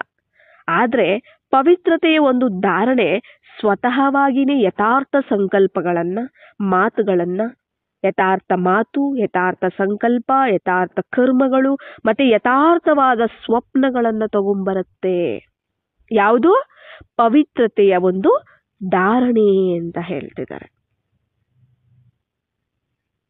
ಯಥಾರ್ಥತೆ ಅಂದ್ರೆ ಒಂದೇನೋ ಯುಕ್ತಿಯುಕ್ತತೆ, ಇನ್ನೊಂದು ಯಥಾರ್ಥ ಅಂದ್ರೆ ಪ್ರತಿ ಸಂಕಲ್ಪದಲ್ಲೂ ಅರ್ಥ ಇರುತ್ತೆ. ಅರ್ಥ ಯಥಾರ್ಥತೆ ಅಂದ್ರೆ ಒಂದರ್ಥ ಯುಕ್ತಿಯುಕ್ತವಾಗಿರುವಂಥದ್ದು, ಇನ್ನೊಂದು ಯಥಾರ್ಥ ಅಂದ್ರೆ ಪ್ರತಿ ಸಂಕಲ್ಪದಲ್ಲಿ ಅದರಲ್ಲೊಂದು ಅರ್ಥ ಇರುತ್ತೆ. ಅರ್ಥ ಇಲ್ಲದೆ ಇರೋದಿಲ್ಲ ಆ ಸಂಕಲ್ಪ. ಏನೋ ಮಾತಾಡ್ಬಿಟ್ಟೆ ಬಿಡು, ಏನೋ ಬಂದ್ಬಿಡ್ತು ಬಿಡು, ಏನೋ ಮಾಡ್ಬಿಟ್ಟೆ ಬಿಡು ಅನ್ನೋ ತರ ಇರೋದಿಲ್ಲ. ಇದು ಅಯಥಾರ್ಥತೆ. ಅರ್ಥ ಆಗ್ತಿದೆಯಲ್ಲ? ಇದು ಅಪವಿತ್ರತೆ.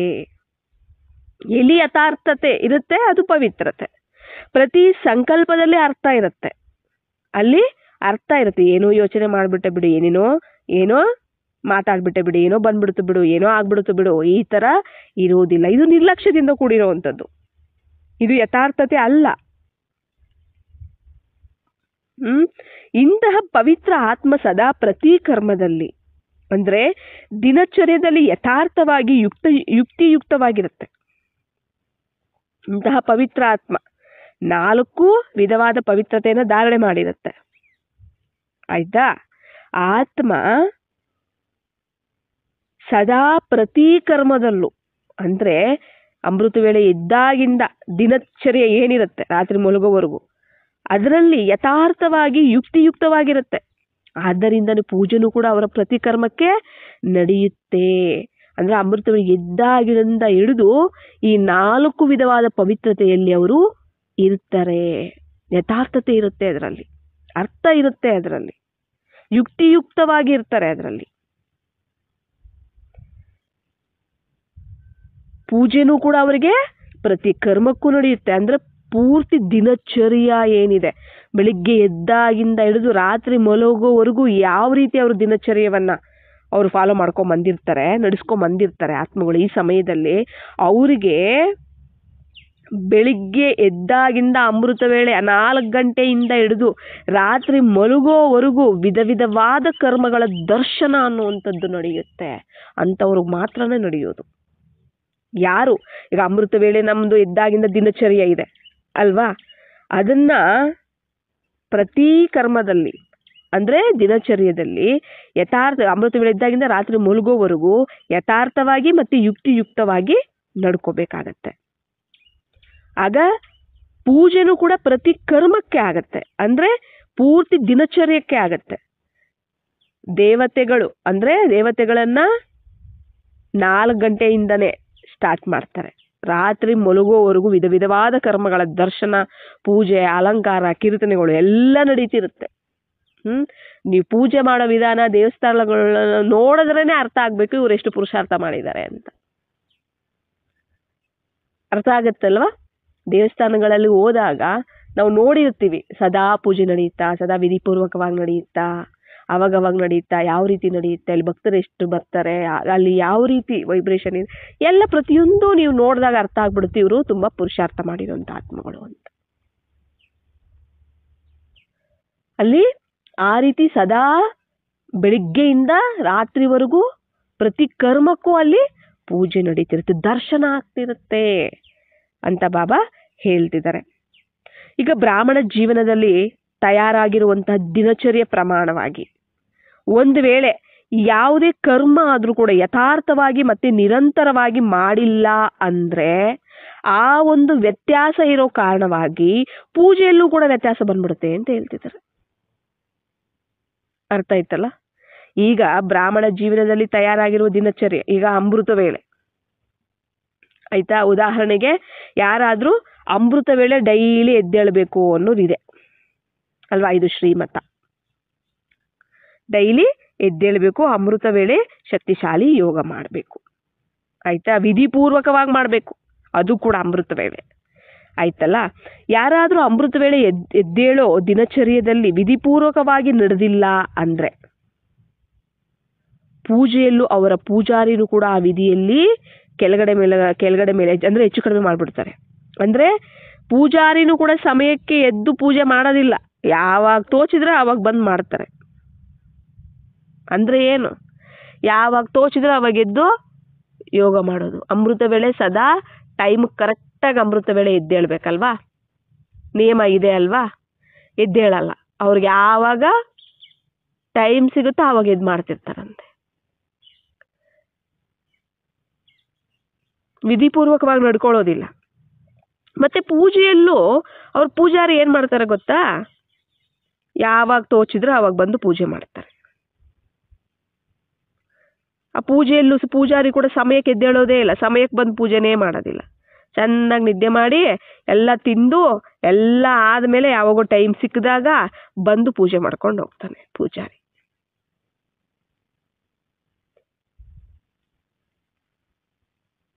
ಯಾವಾಗ ತೋಚಿದ್ರೆ ಆವಾಗ ಮಾಡ್ತಾರೆ. ಮತ್ತೆ ಅಮೃತ ವೇಳೆ ಜಾಗೃತ ಸ್ಥಿತಿಯನ್ನ ಅನುಭವ ಮಾಡಿಲ್ಲ ಅಂದ್ರೆ ಇದು ತಪ್ಪಿದ್ದಲ್ಲ ಅನ್ನೋ ತರನೋ, ಇಲ್ಲ ಒಂದೊಂದ್ಸಾರಿ ಸೋಮಾರಿತನದಿಂದನೋ, ಒಂದೊಂದ್ಸಾರಿ ಚುರುಕಾಗಿ ಕೂತ್ಕೊಂತೀರಾ ಅಂದ್ರೆ ಪೂಜಾರಿ ಕೂಡ ಯಾವುದೋ ತಪ್ಪಿದ್ದಲ್ಲ, ಇಲ್ಲ ಸೋಮಾರಿತನದಿಂದನೇ ಪೂಜೆ ಮಾಡ್ತಾನೆ. ಈಗ ನಾವು ಅಮೃತ ವೇಳೆ ಎದ್ದೇಳ್ಬೇಕು, ಅಯ್ಯೋ ಬಾಬಾ ಈ ನಿಯಮ ಇಟ್ಬಿಟ್ಟಿದ್ದಾರೆ, ಅಮೃತ ವೇಳೆ ಎದ್ದೇಳಿಲ್ಲ ಅಂತಂದ್ರೆ ಅಕ್ಕವ್ರು ಬೈತಾರೆ ಸೆಂಟ್ರಿಗೆ, ಮತ್ತೆ ಮಧುಬನ ಕರ್ಕೊಂಡು ಹೋಗಲ್ಲ ಯೋಗ ಮಾಡಿಲ್ಲ ಅಂದ್ರೆ. ಆ ರೀತಿ ಯಾರ್ದೋ ಒಬ್ರು ಬಲವಂತಕ್ಕೆ ಎದ್ದೇಳೋ ಅಂತದ್ದು, ಮತ್ತೆ ಅಲ್ಲಿ ಸೋಮಾರಿತನದಿಂದ ಎದ್ದೇಳ್ದೇ ಇರೋವಂಥದ್ದು ನಿದ್ದೆ ಆಯ್ತಾ, ಇಲ್ಲ ಒಂದೊಂದ್ಸರಿ ಚುರುಕಾಗಿದ್ದು ಕೂತ್ಕೊಂಡ್ಬಿಡೋದು, ಒಂದೊಂದ್ಸರಿ ಸೋಮಾರಿತನದಿಂದ ಮಲ್ಕೊಂಡು ನಿದ್ದೆ ಮಾಡೋದು, ಒಂದೊಂದ್ಸರಿ ನಿರ್ಲಕ್ಷ್ಯ, ಇಲ್ಲ ಅಯ್ಯೋ ಮಾಡ್ಬೇಕಲ್ವಾ, ತಪ್ಪಿದ್ದಲ್ವೇ ಮಾಡ್ಲೇಬೇಕೇ ಅಂತ ಹೇಳೋದು. ಒಂದೊಂದ್ಸಾರಿ ಚುರುಕಾಗಿದ್ದು ಕೂತ್ಕೊಂಡ್ಬಿಡ, ಮಾಡ್ಬೇಕಪ್ಪ ನಾನಿವತ್ತು ಅಂತ ಇದ್ದು ಕೂತ್ಕೊಳ್ಳೋದು.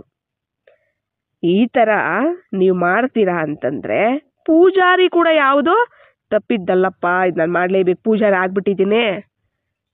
ಆಗ್ಬಿಟ್ಟಿದ್ದೀನಿ, ಕೆಲಸನೇ ನಂದೇ ಅಂದ್ರೆ ಈ ಪೂಜಾರಿ ಆಗಿರೋದಕ್ಕೆ ಈ ಕೆಲಸ ಮಾಡ್ಲೇಬೇಕೇ, ತಪ್ಪಿದ್ದಲ್ವೇ ಅನ್ನೋ ತರ ಮಾಡ್ತಾನೆ. ಸೋಮಾರಿತನದಿಂದ ಪೂಜೆ ಮಾಡ್ತಾನೆ, ವಿಧಿಪೂರ್ವಕವಾಗಿ ಪೂಜೆ ಮಾಡೋದಿಲ್ಲ. ಈ ತರ ಪೂಜನೀಯರಾಗಿ ಆಗೋದಕ್ಕೆ ದಿನಚರ್ಯದಲ್ಲಿ ಪ್ರತಿ ಕರ್ಮದ ಒಂದು ಪ್ರಭಾವ ಬೀಳುತ್ತೆ ಅಂತ ಹೇಳ್ತಿದ್ದಾರೆ.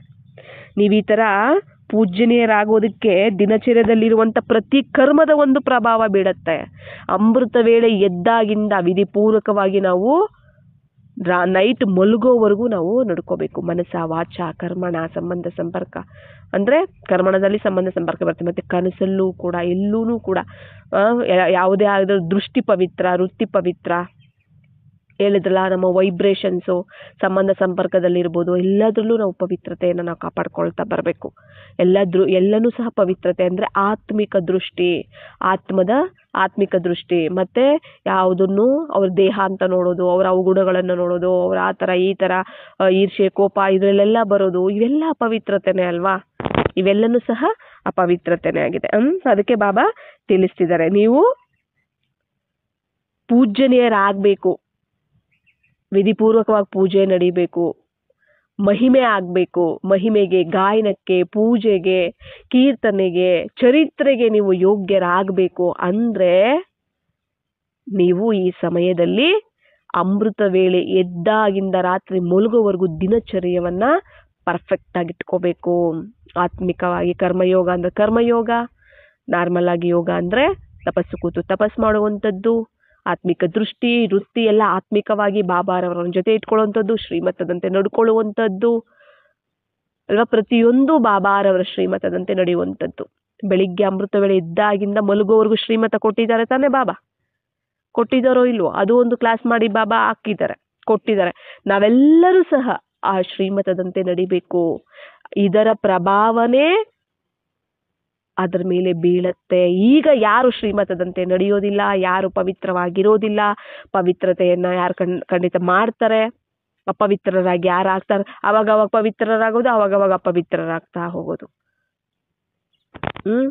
ಅದೂ ಸಹ ಏರುಪೇರಾಗ್ಬಿಡುತ್ತೆ. ಅಲ್ಲಿ ನಿಮ್ಮ ವಿಗ್ರಹಗಳಿಗೆ ಪೂಜೆನೂ ಸಹ ಆ ರೀತಿ ಆಗೋದಿಲ್ಲ ಅಂತ ಬಾಬಾ ತಿಳಿಸ್ತಿದ್ದಾರೆ.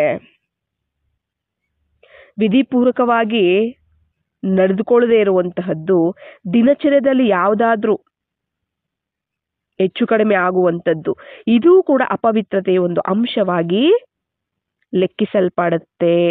ಯಾಕೆ ಅಂದ್ರೆ ಸೋಮಾರಿತನ ಮತ್ತೆ ನಿರ್ಲಕ್ಷ್ಯನೂ ಕೂಡ ವಿಕಾರಗಳೇ. ಅರ್ಥ ಆಯ್ತಲ್ಲ? ನಮ್ಮಲ್ಲಿ ಕಾಮ ಇಲ್ಲ, ಕ್ರೋಧ ಇಲ್ಲ, ಲೋಭ ಇಲ್ಲ, ಮೋಹ ಇಲ್ಲ, ಅಹಂಕಾರ ಇಲ್ಲ, ಯಾವುದೂ ಇಲ್ಲ ಅಂತೀವಿ. ಆದ್ರೆ ಸೋಮಾರಿತನೂ ವಿಕಾರನೇ, ನಿರ್ಲಕ್ಷ್ಯ, ಕೇರ್ಲೆಸ್, ನೆಗ್ಲಿಜೆನ್ಸಿ ಅಲ್ವಾ. ಬಿಡು ಪರವಾಗಿಲ್ಲ, ಇವತ್ತೇನು ಒಂದಿನ ಮಾಡಿಲ್ಲ, ಅದು ನಾಳೆಯಿಂದ ಕರೆಕ್ಟಾಗಿ ಮಾಡೋಣ, ನಾಳೆ ಇನ್ನೂ ಜಾಸ್ತಿ ಮಾಡೋಣ, ಈ ತರ ಎಲ್ಲ ಇಗ್ನೋರ್ ಮಾಡುವಂಥದ್ದು, ಕೇರ್ಲೆಸ್ ಮಾಡುವಂಥದ್ದು, ಇದು ಸಹ ವಿಕಾರಗಳೇ ಅಂತ ಹೇಳ್ತಿದ್ದಾರೆ. ಯಾವುದಾದ್ರೆ ಯಥಾರ್ಥ ಕರ್ಮ ಅಲ್ವೋ ಅದು ವಿಕಾರ. ಆದ್ದರಿಂದ ಅದು ಅಪವಿತ್ರತೆಯ ಒಂದು ಅಂಶ ಆಗೋಗ್ಬಿಡುತ್ತೆ ಅಂತ ಹೇಳ್ತಿದ್ದಾರೆ. ಯಾವುದ್ರಲ್ಲಿ ಯಥಾರ್ಥತೆ ಇರೋದಿಲ್ಲ, ಯುಕ್ತಿಯುಕ್ತತೆ ಇರೋದಿಲ್ಲ, ಅದು ವಿಕಾರನೇ ಆಗಿರುತ್ತೆ ಅಲ್ವಾ. ಅದೆಲ್ಲ ಒಂದು ಅರ್ಥ ಇರಬೇಕಲ್ಲ, ಅರ್ಥ ಹೋಗೋದು. ಸಂಕಲ್ಪ ಅಂದ್ರೆ ಅದ್ರಲ್ಲಿ ಅರ್ಥ ಇರಬೇಕು, ಆತ್ಮಿಕವಾಗಿ ಜ್ಞಾನದಿಂದ ಕೂಡಿರುವಂಥದ್ದು ಯಥಾರ್ಥತೆ ಅಂದ್ರೆ. ಆತ್ಮಿಕ ಸ್ಮೃತಿ, ಆತ್ಮಿಕ ಒಂದು ಜ್ಞಾನ, ಪರಮಾತ್ಮನ ಸ್ಮೃತಿಯಿಂದ ಕೂಡಿರುವಂಥದ್ದು ಇರಬೇಕು. ಆ ಸಂಕಲ್ಪ, ಆ ಮಾತು, ಆ ಕರ್ಮ, ಅಲ್ಲಿ ಯಥಾರ್ಥತೆ ಇರುತ್ತೆ, ಅಲ್ಲಿ ಯುಕ್ತಿಯುಕ್ತತೆ ಇರುತ್ತೆ. ಇಲ್ಲ ಅಂದ್ರೆ ಅದು ವಿಕಾರ ಆಗ್ಬಿಡತ್ತೆ ಅಂತ ಹೇಳ್ತಿದ್ದಾರೆ. ಇದ್ರ ಕಾರಣವಾಗಿನೇ ಪೂಜ್ಯ ಪದವಿಯಲ್ಲಿ ನಂಬರ್ 1 ಆಗ್ಬಿಡ್ತೀರ ನೀವು. ಇದರಿಂದನೇ ಏನಾಗ್ಬಿಡತ್ತೆ, ಪೂಜ್ಯ ಪದವಿ ಪಡ್ಕೊಳ್ಳೋದ್ರಲ್ಲಿ ನಂಬರ್ 1 ಆಗ್ಬಿಡ್ತೀರಾ. ಈಗ ನೀವೇ ನೋಡಿರ್ಬೋದಲ್ಲ, ಈಗ ತಿರುಪತಿಯಲ್ಲಿರುವಂತಹ ವೆಂಕಟರಮಣ ಸ್ವಾಮಿಗೂ ಇಲ್ಲ ಎಲ್ಲೋ ಇರುವಂತಹ ವೆಂಕಟರಮಣ ಸ್ವಾಮಿಗೂ ಈಗ ಚಿಕ್ಕ ತಿರುಪತಿ ಅಂತ ಇದೆ, ಅದು ದೊಡ್ಡ ತಿರುಪತಿ ಅಂತ ಹೇಳ್ತಾರೆ ಅಲ್ವಾ, ತಿರುಮಲ ಅಲ್ಲಿ ಆಂಧ್ರದಲ್ಲಿ. ಅದಕ್ಕೂ ಇದಕ್ಕೂ ಎಷ್ಟು ಡಿಫರೆನ್ಸ್ ಇದೆ ಅಲ್ಲ. ಅಲ್ಲಿ ಎಷ್ಟು ಪೂಜೆ ನಡೆಯುತ್ತೆ, ಇಲ್ಲಿ ಎಷ್ಟು ಪೂಜೆ ನಡೆಯುತ್ತೆ. ಮತ್ತೆ ಸಾಮಾನ್ಯವಾಗಿ ಅಲ್ಲಲ್ಲಿ ವೆಂಕಟರಮಣ ಸ್ವಾಮಿ ದೇವಸ್ಥಾನಗಳಿರುತ್ತೆ, ಅಲ್ಲಿ ಯಾವ ರೀತಿ ಪೂಜೆ ನಡೆಯುತ್ತೆ, ಅದು ವೆಂಕಟರಮಣ ಸ್ವಾಮಿನೇ, ಇದು ವೆಂಕಟರಮಣ ಸ್ವಾಮಿನೇ ಅಲ್ವಾ. ಮತ್ತೆ ಅಲ್ಲಿ ಯಾಕೆ ಪೂಜೆ ವಿಧಿಪೂರ್ವಕವಾಗಿ ನಡೆಯುತ್ತೆ, ಸದಾ ಇರುತ್ತೆ, ಅಲ್ಲಿ ಅಷ್ಟು ಭಕ್ತರು ಹೋಗ್ತಾರೆ ಅಲ್ವಾ, ಅಷ್ಟು ಕ್ಯೂ ಇರುತ್ತೆ. ಮತ್ತೆ ಇಲ್ಲೆಲ್ಲ ಯಾಕೆ ಸಾಧಾರಣವಾಗಿರುತ್ತೆ, ಅದು ಪುರುಷಾರ್ಥದ ಮೇಲೆ ಡಿಪೆಂಡ್. ಈ ಸಮಯದಲ್ಲಿ ಎಷ್ಟು ಪವಿತ್ರತೆಯನ್ನು ಧಾರಣೆ ಮಾಡಿದರೆ, ಪುರುಷಾರ್ಥ ಅಂದ್ರೇನೆ ಮೇಯ್ನು ಪವಿತ್ರತೆ. ಪವಿತ್ರತೆ ಧಾರಣೆ ಆಗ್ಬೇಕಿಲ್ಲಿ ಮೇಯ್ನು. ಆತ್ಮಿಕತೆನೇ ಪವಿತ್ರತೆ. ಆತ್ಮಿಕ ದೃಷ್ಟಿ, ಆತ್ಮಿಕ ಸ್ಮೃತಿ, ಸ್ಥಿತಿ, ಸ್ವರೂಪ, ವೃತ್ತಿ, ಕರ್ಮ, ವಾಚ ಎಲ್ಲವೂ ಪವಿತ್ರತೆ. ಅಂದ್ರೆ ಆತ್ಮಿಕವಾಗಿ ಇರುವಂತಹದ್ದೇ ಪವಿತ್ರತೆ. ದೇಹ ಅಂತ ಬಂದಾಗ ಅಪವಿತ್ರತೆ ಬಂದೇ ಬರುತ್ತೆ ಆಯ್ತಾ. ಇಲ್ಲಿ ಆತ್ಮ ಪರಮಾತ್ಮನ ಸ್ಮೃತಿ, ಆತ್ಮದ ಸ್ಮೃತಿ, ಪರಮಾತ್ಮನ ಸ್ಮೃತಿ ಇರಬೇಕು. ಇದ್ದು ಆತ್ಮದ ದೃಷ್ಟಿಯಿಂದ ಆತ್ಮಿಕ ಸಂಕಲ್ಪಗಳು, ಆತ್ಮಿಕವಾಗಿ ಸಂಕಲ್ಪ, ಆತ್ಮಿಕವಾಗಿ ದೃಷ್ಟಿ, ಆತ್ಮಿಕವಾಗಿ ಮಾತು, ಎಲ್ಲವೂ ಇದೆಲ್ಲನೂ ಪವಿತ್ರತೆನೆ. ಯಾರು ಇಷ್ಟು ಪವಿತ್ರತೆಯನ್ನ, ಇವಾಗ 4 ಪ್ರಕಾರದ ಪವಿತ್ರತೆ ಹೇಳಿದ್ರಲ್ಲ, 4 ವಿಧವಾದ ಪವಿತ್ರತೆ, ಇಷ್ಟು ಧಾರಣೆ ಮಾಡ್ಕೊಂಡಿದ್ದಾಗ ಮಾತ್ರ ಸಂಪೂರ್ಣ ಪವಿತ್ರಾತ್ಮಗಳು ಅಂತ ಹೇಳಕ್ಕಾಗತ್ತೆ. ಸೋಲಾ ಕಲಾ ಸಂಪೂರ್ಣರು ಅಂತಲೂ ನಾವು ಹೇಳಕ್ ಸಾಧ್ಯ ಆಗತ್ತೆ. ಅಂಥವ್ರಿಗೇನೆ ಆ ರೀತಿ ಪೂಜೆ ನಡೆಯುವಂಥದ್ದು.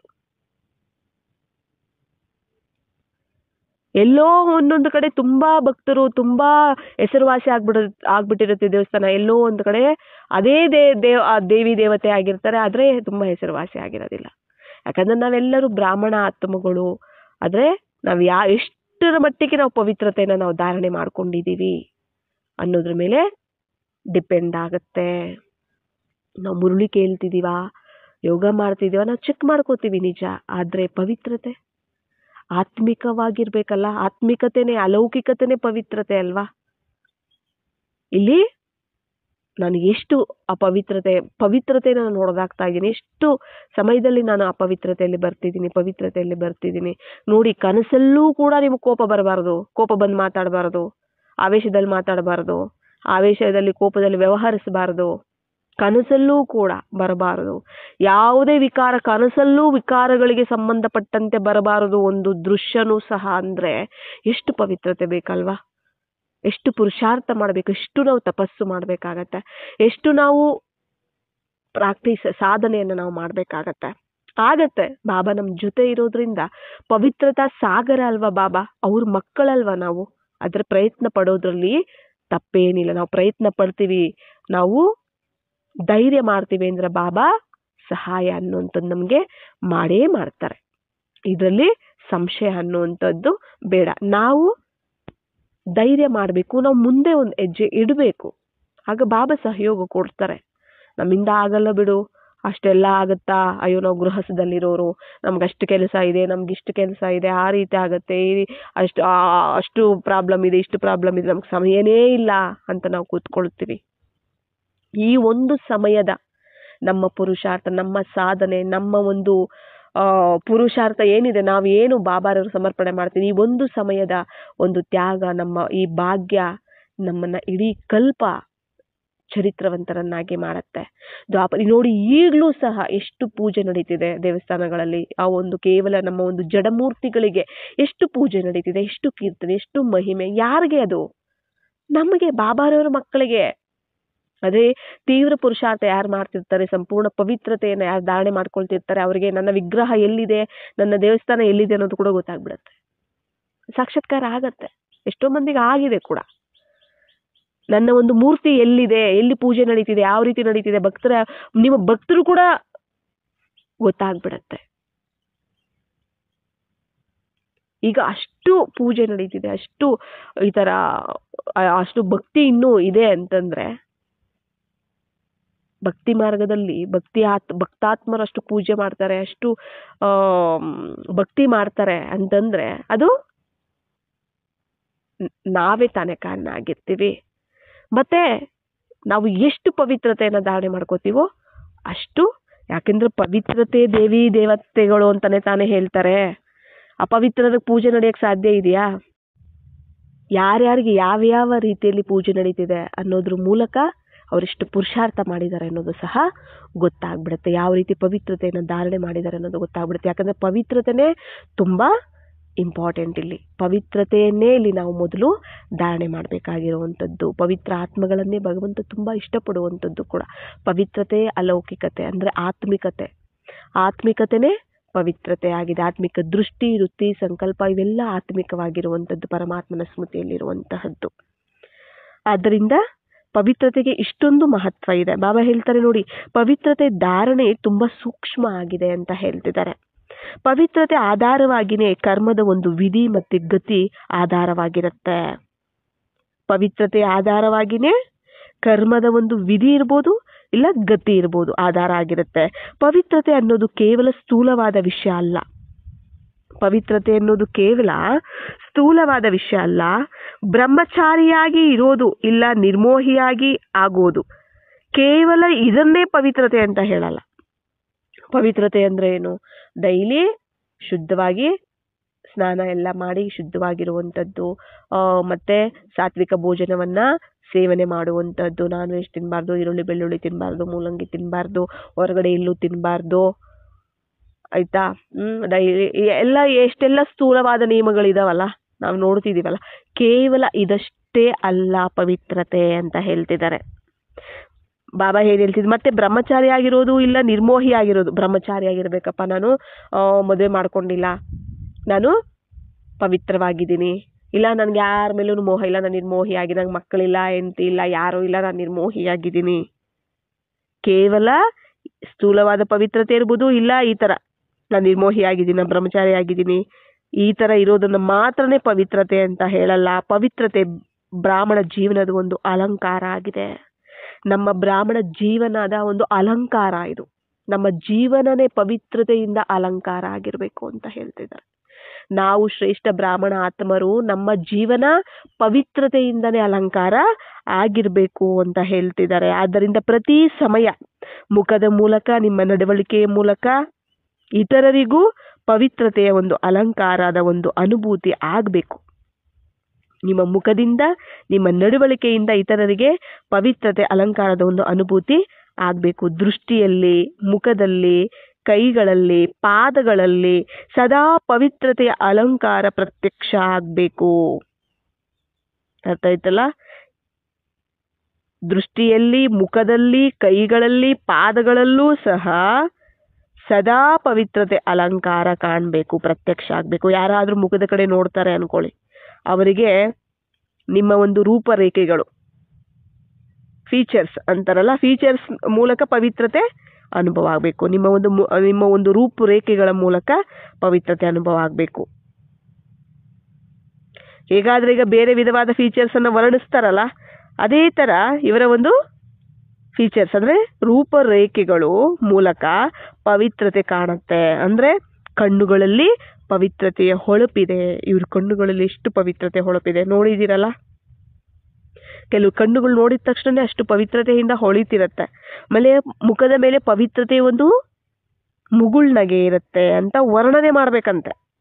ಇವರು ಕಣ್ಣುಗಳು ನೋಡಿ ಯಾವ ರೀತಿ ಎಷ್ಟು ಶುದ್ಧವಾಗಿ ಪವಿತ್ರವಾಗಿ ಹೊಳಿತಾ ಇದ್ದಾವೆ. ಇವರ ಮುಖದ ಮೇಲೆ ಪವಿತ್ರತೆ ಒಂದು ಮುಗುಳ್ನಗೆ ಸದಾ ಇರುತ್ತೆ. ಎಷ್ಟು ಶುದ್ಧವಾದ ನಗುವಾಗಿದೆ, ಎಷ್ಟು ಮುಗ್ಧವಾದ ನಗುವಾಗಿದೆ. ಆ ಥರ ವರ್ಣಿಸಬೇಕು. ಮತ್ತೆ ಇತರ ವಿಷಯಗಳು ಅವರಿಗೆ ಕಾಣಿಸ್ಲೇಬಾರ್ದು. ನಿಮ್ಮ ಪವಿತ್ರತೆನೇ ಕಾಣಿಸ್ಬೇಕು ಅವ್ರಿಗೆ, ಬೇರೆ ವಿಷಯಗಳು ಕಾಣಲೇಬಾರ್ದು. ನಾವು ಅವ್ರು ಹಂಗಿದ್ದಾರೆ, ಇವ್ರು ಹಿಂಗಿದ್ದಾರೆ, ಇವ್ರು ಸರಿ ಇಲ್ಲ, ಅವ್ರು ಸರಿ ಇಲ್ಲ, ಇವೇ ಕಾಣಿಸ್ತಿರುತ್ತೆ ನಮಗೆ. ನಮ್ಮನ್ನು ಅದೇ ದೃಷ್ಟಿಯಲ್ಲೇ ನೋಡ್ತಿರ್ತಾರೆ ಎಲ್ಲರೂ ಕೂಡ. ಅದಕ್ಕೆ ಬಾಬಾ ಹೇಳ್ತಾರೆ, ಈ ಥರ ವಿಷಯಗಳು ಬೇರೆಯವ್ರು ಕಾಣಲೇಬಾರ್ದು. ಕೇವಲ ಮುಖದ ಮೇಲೆ ಪವಿತ್ರತೆಯ ಮುಗುಳ್ನಗೆ, ಕಣ್ಣುಗಳಲ್ಲಿ ಪವಿತ್ರತೆಯ ಹೊಳಪು, ಪಾದಗಳಲ್ಲಿ, ಕೈಗಳಲ್ಲಿ, ದೃಷ್ಟಿಯಲ್ಲಿ, ಮುಖದಲ್ಲೂ ಕೂಡ ಪವಿತ್ರತೆ ಅಲಂಕಾರ ಪ್ರತ್ಯಕ್ಷ ಆಗಬೇಕು. ನೀವು ನಡೆಯುವಂಥ ರೀತಿ ಇರ್ಬೋದು, ನಿಮ್ಮ ಕೈಗಳಿರ್ಬೋದು, ನೀವು ಹೇಗೆ ನಿಮ್ಮ ಬಿಹೇವಿಯರ್, ನಿಮ್ಮ ಬಾಡಿ ಲ್ಯಾಂಗ್ವೇಜಲ್ಲೇ ತಿಳ್ಕೊಂಬಿಡ್ಬೇಕು ಅಂತ ಹೇಳ್ತೀವಿ. ನಿಮ್ಮ ದೃಷ್ಟಿ, ಆತ್ಮಿಕ ದೃಷ್ಟಿ, ಎಲ್ಲಿ ಆತ್ಮಿಕ ದೃಷ್ಟಿ ಇರುತ್ತೆ, ಆತ್ಮಿಕ ಸ್ಮೃತಿ ದೃಷ್ಟಿ ಎಲ್ಲಿ ತಯಾರಾಗಿರುತ್ತೆ, ಎಲ್ಲಿರುತ್ತೆ ಅಲ್ಲಿ ಎಲ್ಲನೂ ಕೂಡ ಮುಖ, ಕೈ, ಕಾಲು ಎಲ್ಲ ಪವಿತ್ರತೆಯಿಂದನೇ ಕೂಡಿರುತ್ತೆ. ವೈಬ್ರೇಷನ್ ಹರಡುತ್ತಿರುತ್ತಲ್ಲ, ಅದನ್ನ ಹೇಳ್ತಿದ್ದಾರೆ. ಇದನ್ನೇ ಪವಿತ್ರತೆಯಿಂದ ಅಂದ್ರೆ ಪವಿತ್ರತಾ ಅಲಂಕಾರದಿಂದ ಅಲಂಕಾರ ಮಾಡಿಸ್ಕೊಂಡಿರುವಂತಹ ಮೂರ್ತಿ ಅಂತ ಅವರನ್ನೇ ಹೇಳೋದು. ಅರ್ಥ ಆಯ್ತಲ್ಲ? ಪವಿತ್ರತೆಗಾದ್ರೆ ಇನ್ನೂ ಎಷ್ಟೋ ಗುಹ್ಯತೆ ಇದೆ ಅಂತಾನೂ ಕೂಡ ಹೇಳ್ತಿದ್ದಾರೆ. ಇದು ಬೇರೆ ದಿನ ತಿಳಿಸ್ತೀವಿ ಅಂತನೂ ಸಹ ಹೇಳ್ತಿದ್ದಾರೆ. ಯಾವ ವಿಧವಾಗಿ ಕರ್ಮಗಳ ಗತಿ ತುಂಬಾ ಆಳವಾಗಿದೆಯೋ ಅದೇ ತರ ಪವಿತ್ರತೆಯ ಒಂದು ನಿರ್ವಚನನೂ ಕೂಡ ತುಂಬಾ ಗುಹ್ಯವಾಗಿದೆ. ಮತ್ತೆ ಪವಿತ್ರತೆನೇ ಬುನಾದಿ, ಬ್ರಾಹ್ಮಣ ಜೀವನದ ಆಧಾರ, ಬುನಾದಿ, ಅಲಂಕಾರ, ಶ್ವಾಸ ಅಂತನೂ ಬಾಬಾ ಹೇಳ್ತಾರೆ. ಪವಿತ್ರತೆನೆ ಅಷ್ಟು ಇಂಪಾರ್ಟೆಂಟ್ ಇದೆ ಪವಿತ್ರತೆಗೆ. ಅದಕ್ಕೋಸ್ಕರ ಬಾಬಾ ಪವಿತ್ರತೆ ಬಗ್ಗೆ ಇವತ್ತು ತಿಳಿಸಿದ್ದಾರೆ. ಅರ್ಥ ಆಯ್ತಲ್ಲ? ಪವಿತ್ರತೆ 4 ವಿಧವಾದ ಪವಿತ್ರತೆ, ಇದರಿಂದ ನಾವು ಸಂಪನ್ನ ಆಗಬೇಕು. ಕನಸಲ್ಲೂ ಸಹ ಬರಬಾರದು ಆ ಪವಿತ್ರತೆ. ಅಂದ್ರೆ ಎಷ್ಟು ನಾವು ಆತ್ಮಿಕವಾಗಿ ನಮ್ಮ ದೃಷ್ಟಿಯನ್ನ, ಸಂಕಲ್ಪವನ್ನ ನಾವು ತಯಾರು ಮಾಡ್ಕೋಬೇಕು. ನೀವು ನೀವು ಪರಿವರ್ತನೆ ಆಗ್ಬಿಟ್ರೆ ಇಡೀ ವಿಶ್ವನೇ ಪರಿವರ್ತನೆ ಆಗ್ಬಿಡುತ್ತೆ. ನೀವು ಹತ್ತೋ ಕಲೆಯಲ್ಲಿ ಹೋದ್ರೆ ಇಡೀ ವಿಶ್ವನೇ ಶ್ರೇಷ್ಠ ಕಲೆಯಲ್ಲಿ ಶ್ರೇಷ್ಠವಾಗಿ ತಯಾರಾಗತ್ತೆ. ನೀವು ಇಳಿಯೋ ಕಲೆಯಲ್ಲಿ ಬರ್ತೀರಾ ಅಂದ್ರೆ ಪ್ರಪಂಚನೂ ಇಳಿಯೋ ಕಲೆಯಲ್ಲಿ ಬಂದ್ಬಿಡುತ್ತೆ. ಈಗ ಸತ್ಯತ್ರೈತಾಯುಗದಲ್ಲಿ ನಾವಷ್ಟೇ ಇದ್ವಿ ದೇವಿ ದೇವತೆಗಳು ಅಲ್ವಾ? ದ್ವಾಪರ ಕಲಿಯುಗದಲ್ಲಿ ಮತ್ತೆ ಎಲ್ಲಾ ಧರ್ಮದವರು, ಬೇರೆ ಆತ್ಮಗಳು ಪರಂಧಾಮದಿಂದ ಬರ್ತಾರೆ. ಅವರೆಲ್ಲ ಎಲ್ಲಿ ನೋಡಿ ಕಲಿತಾರೆ? ನಮ್ಮನ್ನು ನೋಡಿನೇ ಕಲಿಯುವಂಥದ್ದು. ಯಾಕಂದ್ರೆ ನಾವೇ ಅಲ್ವಾ ಆಧಾರ ಮೂರ್ತಿಗಳು, ನಾವೇ ಅಲ್ವಾ ಉದ್ಧಾರ ಮೂರ್ತಿಗಳು, ಆಧಾರ ಮೂರ್ತಿಗಳು, ಪೂರ್ವಜರು. ಈಗ ಮನೆಯಲ್ಲಿ ಯಾರಾದರೂ ದೊಡ್ಡವರು ಇದ್ದಾರೆ ಅಂದ್ರೆ, ಅವ್ರ ಪೂರ್ವಜರು ಇದ್ದಾರೆ ಅಂದ್ರೆ, ಅವರ ಒಂದು ಸಂಪ್ರದಾಯವನ್ನೇ ಆ ಮನೆಯಲ್ಲಿ ಆ ವಂಶದವರು ಫಾಲೋ ಮಾಡ್ಕೊಳ್ತಾ ಹೋಗ್ತಾರೆ. ಅಯ್ಯೋ ಇದು ನಮ್ಮ ಪೂರ್ವಜರು, ನಮ್ಮ ಒಂದು ವಂಶಸ್ಥರು ಇಟ್ಟಿರೋ ಸಂಪ್ರದಾಯ ಇದನ್ನ ನಾವು ಮುರಿಯೋಂಗಿಲ್ಲ, ಹೊಡೆಯೋಂಗಿಲ್ಲ, ನಾವು ಇದ್ರ ಮೂಲಕನೇ ನಾವು ಹೋಗ್ಬೇಕು, ಇದನ್ನೇ ನಾವು ಫಾಲೋ ಮಾಡ್ಬೇಕು ಅಂತ ಹೇಳ್ತಾರೋ ಇಲ್ವೋ? ಮತ್ತೆ ನಾವು ಪೂರ್ವಜರು ಅಂದಾಗ ನಾವು ಸ್ಟಾರ್ಟಿಂಗ್ ಅಲ್ಲಿ ದ್ವಾಪರ ಸತ್ಯತ್ರೇತಾಯುಗ ಬಿಟ್ವಿ, ಸರಿ, ದ್ವಾಪರ ಯುಗದಲ್ಲಿ ಬಂದ್ವಿ, ದೇಹಾಭಿಮಾನದಲ್ಲಿ ಬಂದ್ವಿ, ವಿಕಾರಗಳಲ್ಲಿ ಬಂದ್ವಿ, ಮತ್ತೆ ನಾವೇ ಆತ್ಮಗಳಿಗೆ ಅವ್ರು ಬರೋದೇ ದ್ವಾಪರ ಯುಗದಲ್ಲಿ ಪಾಪ ಪರಂಧಾಮದಿಂದ. ಆಮೇಲೆ ಒಂದ್ ಜನ್ಮ ಏನೋ ಅವ್ರು ಪವಿತ್ರವಾಗಿರ್ತಾರೆ, ಆಗೋ ಈಗೋ ಇರ್ತಾರೆ, ಸುಖವಾಗಿ ಸಂತೋಷವಾಗಿ, ಮತ್ತೆ ನಮ್ಮದೇ ಒಂದು ವೈಬ್ರೇಷನ್ ಇಂದ ಅವರು ಸಹ ಹಾಳಾಗ್ತಾರೆ ಅಲ್ವಾ? ನೋಡಿ, ಅದನ್ನೇ ಹೇಳಿದಾರಲ್ಲ, ನೀವ್ ಇಳಿಯೋ ಕಲೆಯಲ್ಲಿ ಬರ್ತೀರಂದ್ರೆ ಪ್ರಪಂಚನೇ ಇಳಿಯೋ ಕಲೆಯಲ್ಲಿ ಬಂದ್ಬಿಡತ್ತೆ. ನೀವು ತಮ್ಮ ಪ್ರಧಾನ ಆದ್ರಂದ್ರೆ ಪ್ರಪಂಚನೇ ತಮ್ಮ ಪ್ರಧಾನ ಆಗ್ಬಿಡುತ್ತೆ. ಎಲ್ಲ ನಿಮ್ಮ ಮೇಲೆ ನೀವೇ ಆಧಾರ, ನೀವೇ ನಿಮಿತ್ತ ಬಾಬಾ. ಯಾಕಂದ್ರೆ ನಮ್ಮ ಕೈಯಲ್ಲಿ ಮಾಡಿಸ್ತಾರಲ್ವಾ ಬಾಬಾ, ಅದಕ್ಕೋಸ್ಕರ ಅಷ್ಟು ನೀವು ಶ್ರೇಷ್ಠ ಬ್ರಾಹ್ಮಣ ಆತ್ಮಗಳು. ಈಗ ನಾವು ಈಗ ದೇವತೆಗಳಾಗೋದಕ್ಕೂ ಹೇಳಿದ್ರಲ್ಲ, ದೇವತೆಗಳಾಗಬೇಕು ಮತ್ತೆ ಪೂಜ್ಯರಾಗಬೇಕು. ಈಗಿನ ಶ್ರೇಷ್ಠ ಬ್ರಾಹ್ಮಣರ ದೇವತೆಗಳು ಯಾರಾಗ್ತಾರೋ ಅವರೇ ಪೂಜ್ಯರಾಗ್ತಾರೆ. ಯಾರ ಎಂತ ಪದವಿ ಅಂದ್ರೆ ಸತ್ಯತ್ರೇತಾಯುಗದಲ್ಲಿ ಎಷ್ಟು ಶ್ರೇಷ್ಠ ಪದವಿ ತಗೊಳ್ತಾರೋ ಅಷ್ಟು ಶ್ರೇಷ್ಠ ಪೂಜ್ಯರು ಕೂಡ ಆಗ್ತಾರೆ. ಇಲ್ಲಿ ಪದವಿ ಇಲ್ಲ, ಪ್ರಜೆಗಳಾಗಿ ದಾಸದಾಸಿಗಳಾಗಿದೀವಿ ಅಂದ್ರೆ ಅಲ್ಲೂ ಕೂಡ ಹಂಗೆ ಇರುತ್ತೆ, ಪೂಜ್ಯ ಪದವಿನೂ ಸಹ. ಮತ್ತೆ ನೀವು ಪವಿತ್ರತೆಯನ್ನ ನೀವು ಹೊಡೆದಾಕಿದ್ರೆ, ಖಂಡಿತ ಮಾಡಿದ್ರೆ ಅಪವಿತ್ರತೆಯಲ್ಲಿ ಬರ್ತೀರಾ. ನಿಮ್ಮ ಕನಸಲ್ಲಾಗ್ಲಿ, ಸಂಬಂಧ ಅದು ಅಜ್ಞಾನಿ ಆತ್ಮಗಳಿರ್ಲಿ, ಜ್ಞಾನಿ ಆತ್ಮಗಳೇ ಇರ್ಲಿ, ಅವ್ರ ಜೊತೆ ನಾವು ಪವಿತ್ರವಾಗಿ ನಡ್ಕೋಬೇಕಾಗತ್ತೆ. ನಮ್ಮ ಒಂದು ದೃಷ್ಟಿ ಇರುತ್ತೆ ಎಲ್ಲರೂ ಕೂಡ. ಇವ್ರು ಬಾಬನ ಮಕ್ಕಳು ಅಂತ ನಾವು ಚೆನ್ನಾಗಿ ಅವ್ರ ಹತ್ರ ಮಾತಾಡೋದು, ಅವ್ರ ಹತ್ರ ವ್ಯವಹರಿಸೋದು, ಮತ್ತೆ ಇವರು ಲೌಕಿಕದವರು, ಇವರು ಸರಿ ಇಲ್ಲ, ಆ ತರ ಈ ತರ ಎಲ್ಲ ಪ್ರತಿಯೊಬ್ಬರನ್ನು ಕೂಡ ಪವಿತ್ರ ದೃಷ್ಟಿಯಿಂದಲೇ ನೋಡ್ಬೇಕು. ಯಾವುದೇ ಬ್ರಹ್ಮಬಾಬಾ ಯಾವುದೇ ಅಜ್ಞಾನಿ ಆತ್ಮನಾದ್ರೂ ಕೂಡ ನನ್ನ ಮಗು ಅಂತ ಹೇಳ್ತಿದ್ರು. ಅಷ್ಟು ದೊಡ್ಡ ವಿಶಾಲ ಹೃದಯ ಇತ್ತು. ಅಷ್ಟು ಅವರು ಬೇಹದ್ದಿನ ಒಂದು ಪಾಲನೆಯನ್ನು ಕೊಡ್ತಿದ್ರು, ಬೇಹದ್ದಿನ ದೃಷ್ಟಿ ಇತ್ತು. ಇಲ್ಲಿ ಬೇಹದ್ದಿನ ದೃಷ್ಟಿ, ಬೇಹದ್ದಿನ ಸ್ಮೃತಿ, ಬೇಹದ್ದಿನ ಸೇವೆ ಎಲ್ಲವೂ ಬೇಹದ್ದಿನ ರೂಪದಲ್ಲಿನ ಸಂಕಲ್ಪಗಳು ಮಾಡುವಂಥದ್ದು, ಇವೆಲ್ಲ ಪವಿತ್ರವಾಗಿ ಇರಬೇಕಾಗತ್ತೆ. ಪವಿತ್ರತೆಯನ್ನ ನಾವಿಲ್ಲಿ ಧಾರಣೆ ಮಾಡ್ಕೊಳ್ಬೇಕಾಗತ್ತೆ. ತುಂಬಾ ತುಂಬಾ ಆಳವಾಗಿ ಈ ಪವಿತ್ರತೆಯ ಒಂದು ಗುಹ್ಯಗತಿ ತಿಳಿಸಿದರೆ ಕೂಡ. ಇನ್ನೂ ಪವಿತ್ರತೆಯ ಬಗ್ಗೆ ಲಾಸ್ಟ್ ಕ್ಲಾಸಲ್ಲೂ ಸಹ ತಿಳಿಸಿದ್ದಾರೆ. ಅದು ಸಹ ಕ್ಲಾಸ್ ಇದೆ, ಕೇಳದೇ ಇರೋರು ಕೇಳಬಹುದು ಪವಿತ್ರತೆಯ ಬಗ್ಗೆ. ಇಲ್ಲಿ ಮೇಯ್ನ್ ಆಗಿ ಬಾಬಾ 4 ಪವಿತ್ರತೆಗಳ ಬಗ್ಗೆ ಕೊಟ್ಟಿದ್ದಾರೆ. ಇದರಿಂದ ನಾವು ಸಂಪನ್ನ ಆಗ್ಲೇಬೇಕು. ಇದ್ರ ಮೇಲೇನೆ ಪದವಿ, ಭವಿಷ್ಯದ ಪದವಿ, ಮತ್ತೆ ಅಂದ್ರೆ ದೇವತಾ ಪದವಿ ಮತ್ತೆ ಪೂಜ್ಯ ಪದವಿ ಎರಡು ಸಹ ಈ ಸಮಯದ ಪವಿತ್ರತೆಯ ಮೇಲೇನೆ ನಾವೆಷ್ಟು ಧಾರಣೆ ಮಾಡ್ಕೊಳ್ತೀವಿ ಅನ್ನೋದ್ರ ಮೇಲೇನೆ ಡಿಪೆಂಡ್ ಆಗಿದೆ ಅಂತ ಹೇಳಿದ್ದಾರೆ ಬಾಬಾ. ಎಲ್ಲಾರ್ಗೂ ಒಂದೇ ಜ್ಞಾನನೇ ಅಲ್ವಾ? ನೀವೆಲ್ಲ ಬ್ರಾಹ್ಮಣರು ಅಂತ ಕರೆಸ್ಕೊಳ್ತೀರಾ, ನೀವೆಲ್ಲರೂ ಬೀಕೆಗಳು, ಎಲ್ಲರಿಗೂ ಒಂದೇ ಜ್ಞಾನ ತಿಳಿಸಿದೆ, ನಾನು ಒಬ್ಬನೇ ತಿಳಿಸಿದ್ದೀನಿ. ಎಲ್ಲರಿಗೂ ಒಂದೇ ಶ್ರೀಮತ, ಎಲ್ಲರಿಗೂ ಒಂದೇ ಪಾಲನೆ, ಆದ್ರೂ ಕೂಡ ವ್ಯತ್ಯಾಸ ಯಾಕೆ ಬಂತು ಅಂದ್ರೆ ಧಾರಣೆ ಮಾಡ್ಕೊಳ್ಳೋದ್ರಲ್ಲಿ. ಅದಕ್ಕೆ ನಂಬರ್ ವಾರ್ ಅಂತ ಹೇಳಿರುವಂಥದ್ದು ಬಾಬಾ. ಅದರಿಂದ ನಮ್ಮ ಪುರುಷಾರ್ಥವನ್ನ ನಾವು ದೃಢ ಸಂಕಲ್ಪವನ್ನ ಮಾಡಿ ಧೈರ್ಯದಿಂದ ಸಾಹಸದಿಂದ ನಾವು ಪುರುಷಾರ್ಥವನ್ನ ಮಾಡೋದಕ್ಕೆ ಪ್ರಯತ್ನವನ್ನ ನಾವು ಪಡಬೇಕಾಗತ್ತೆ.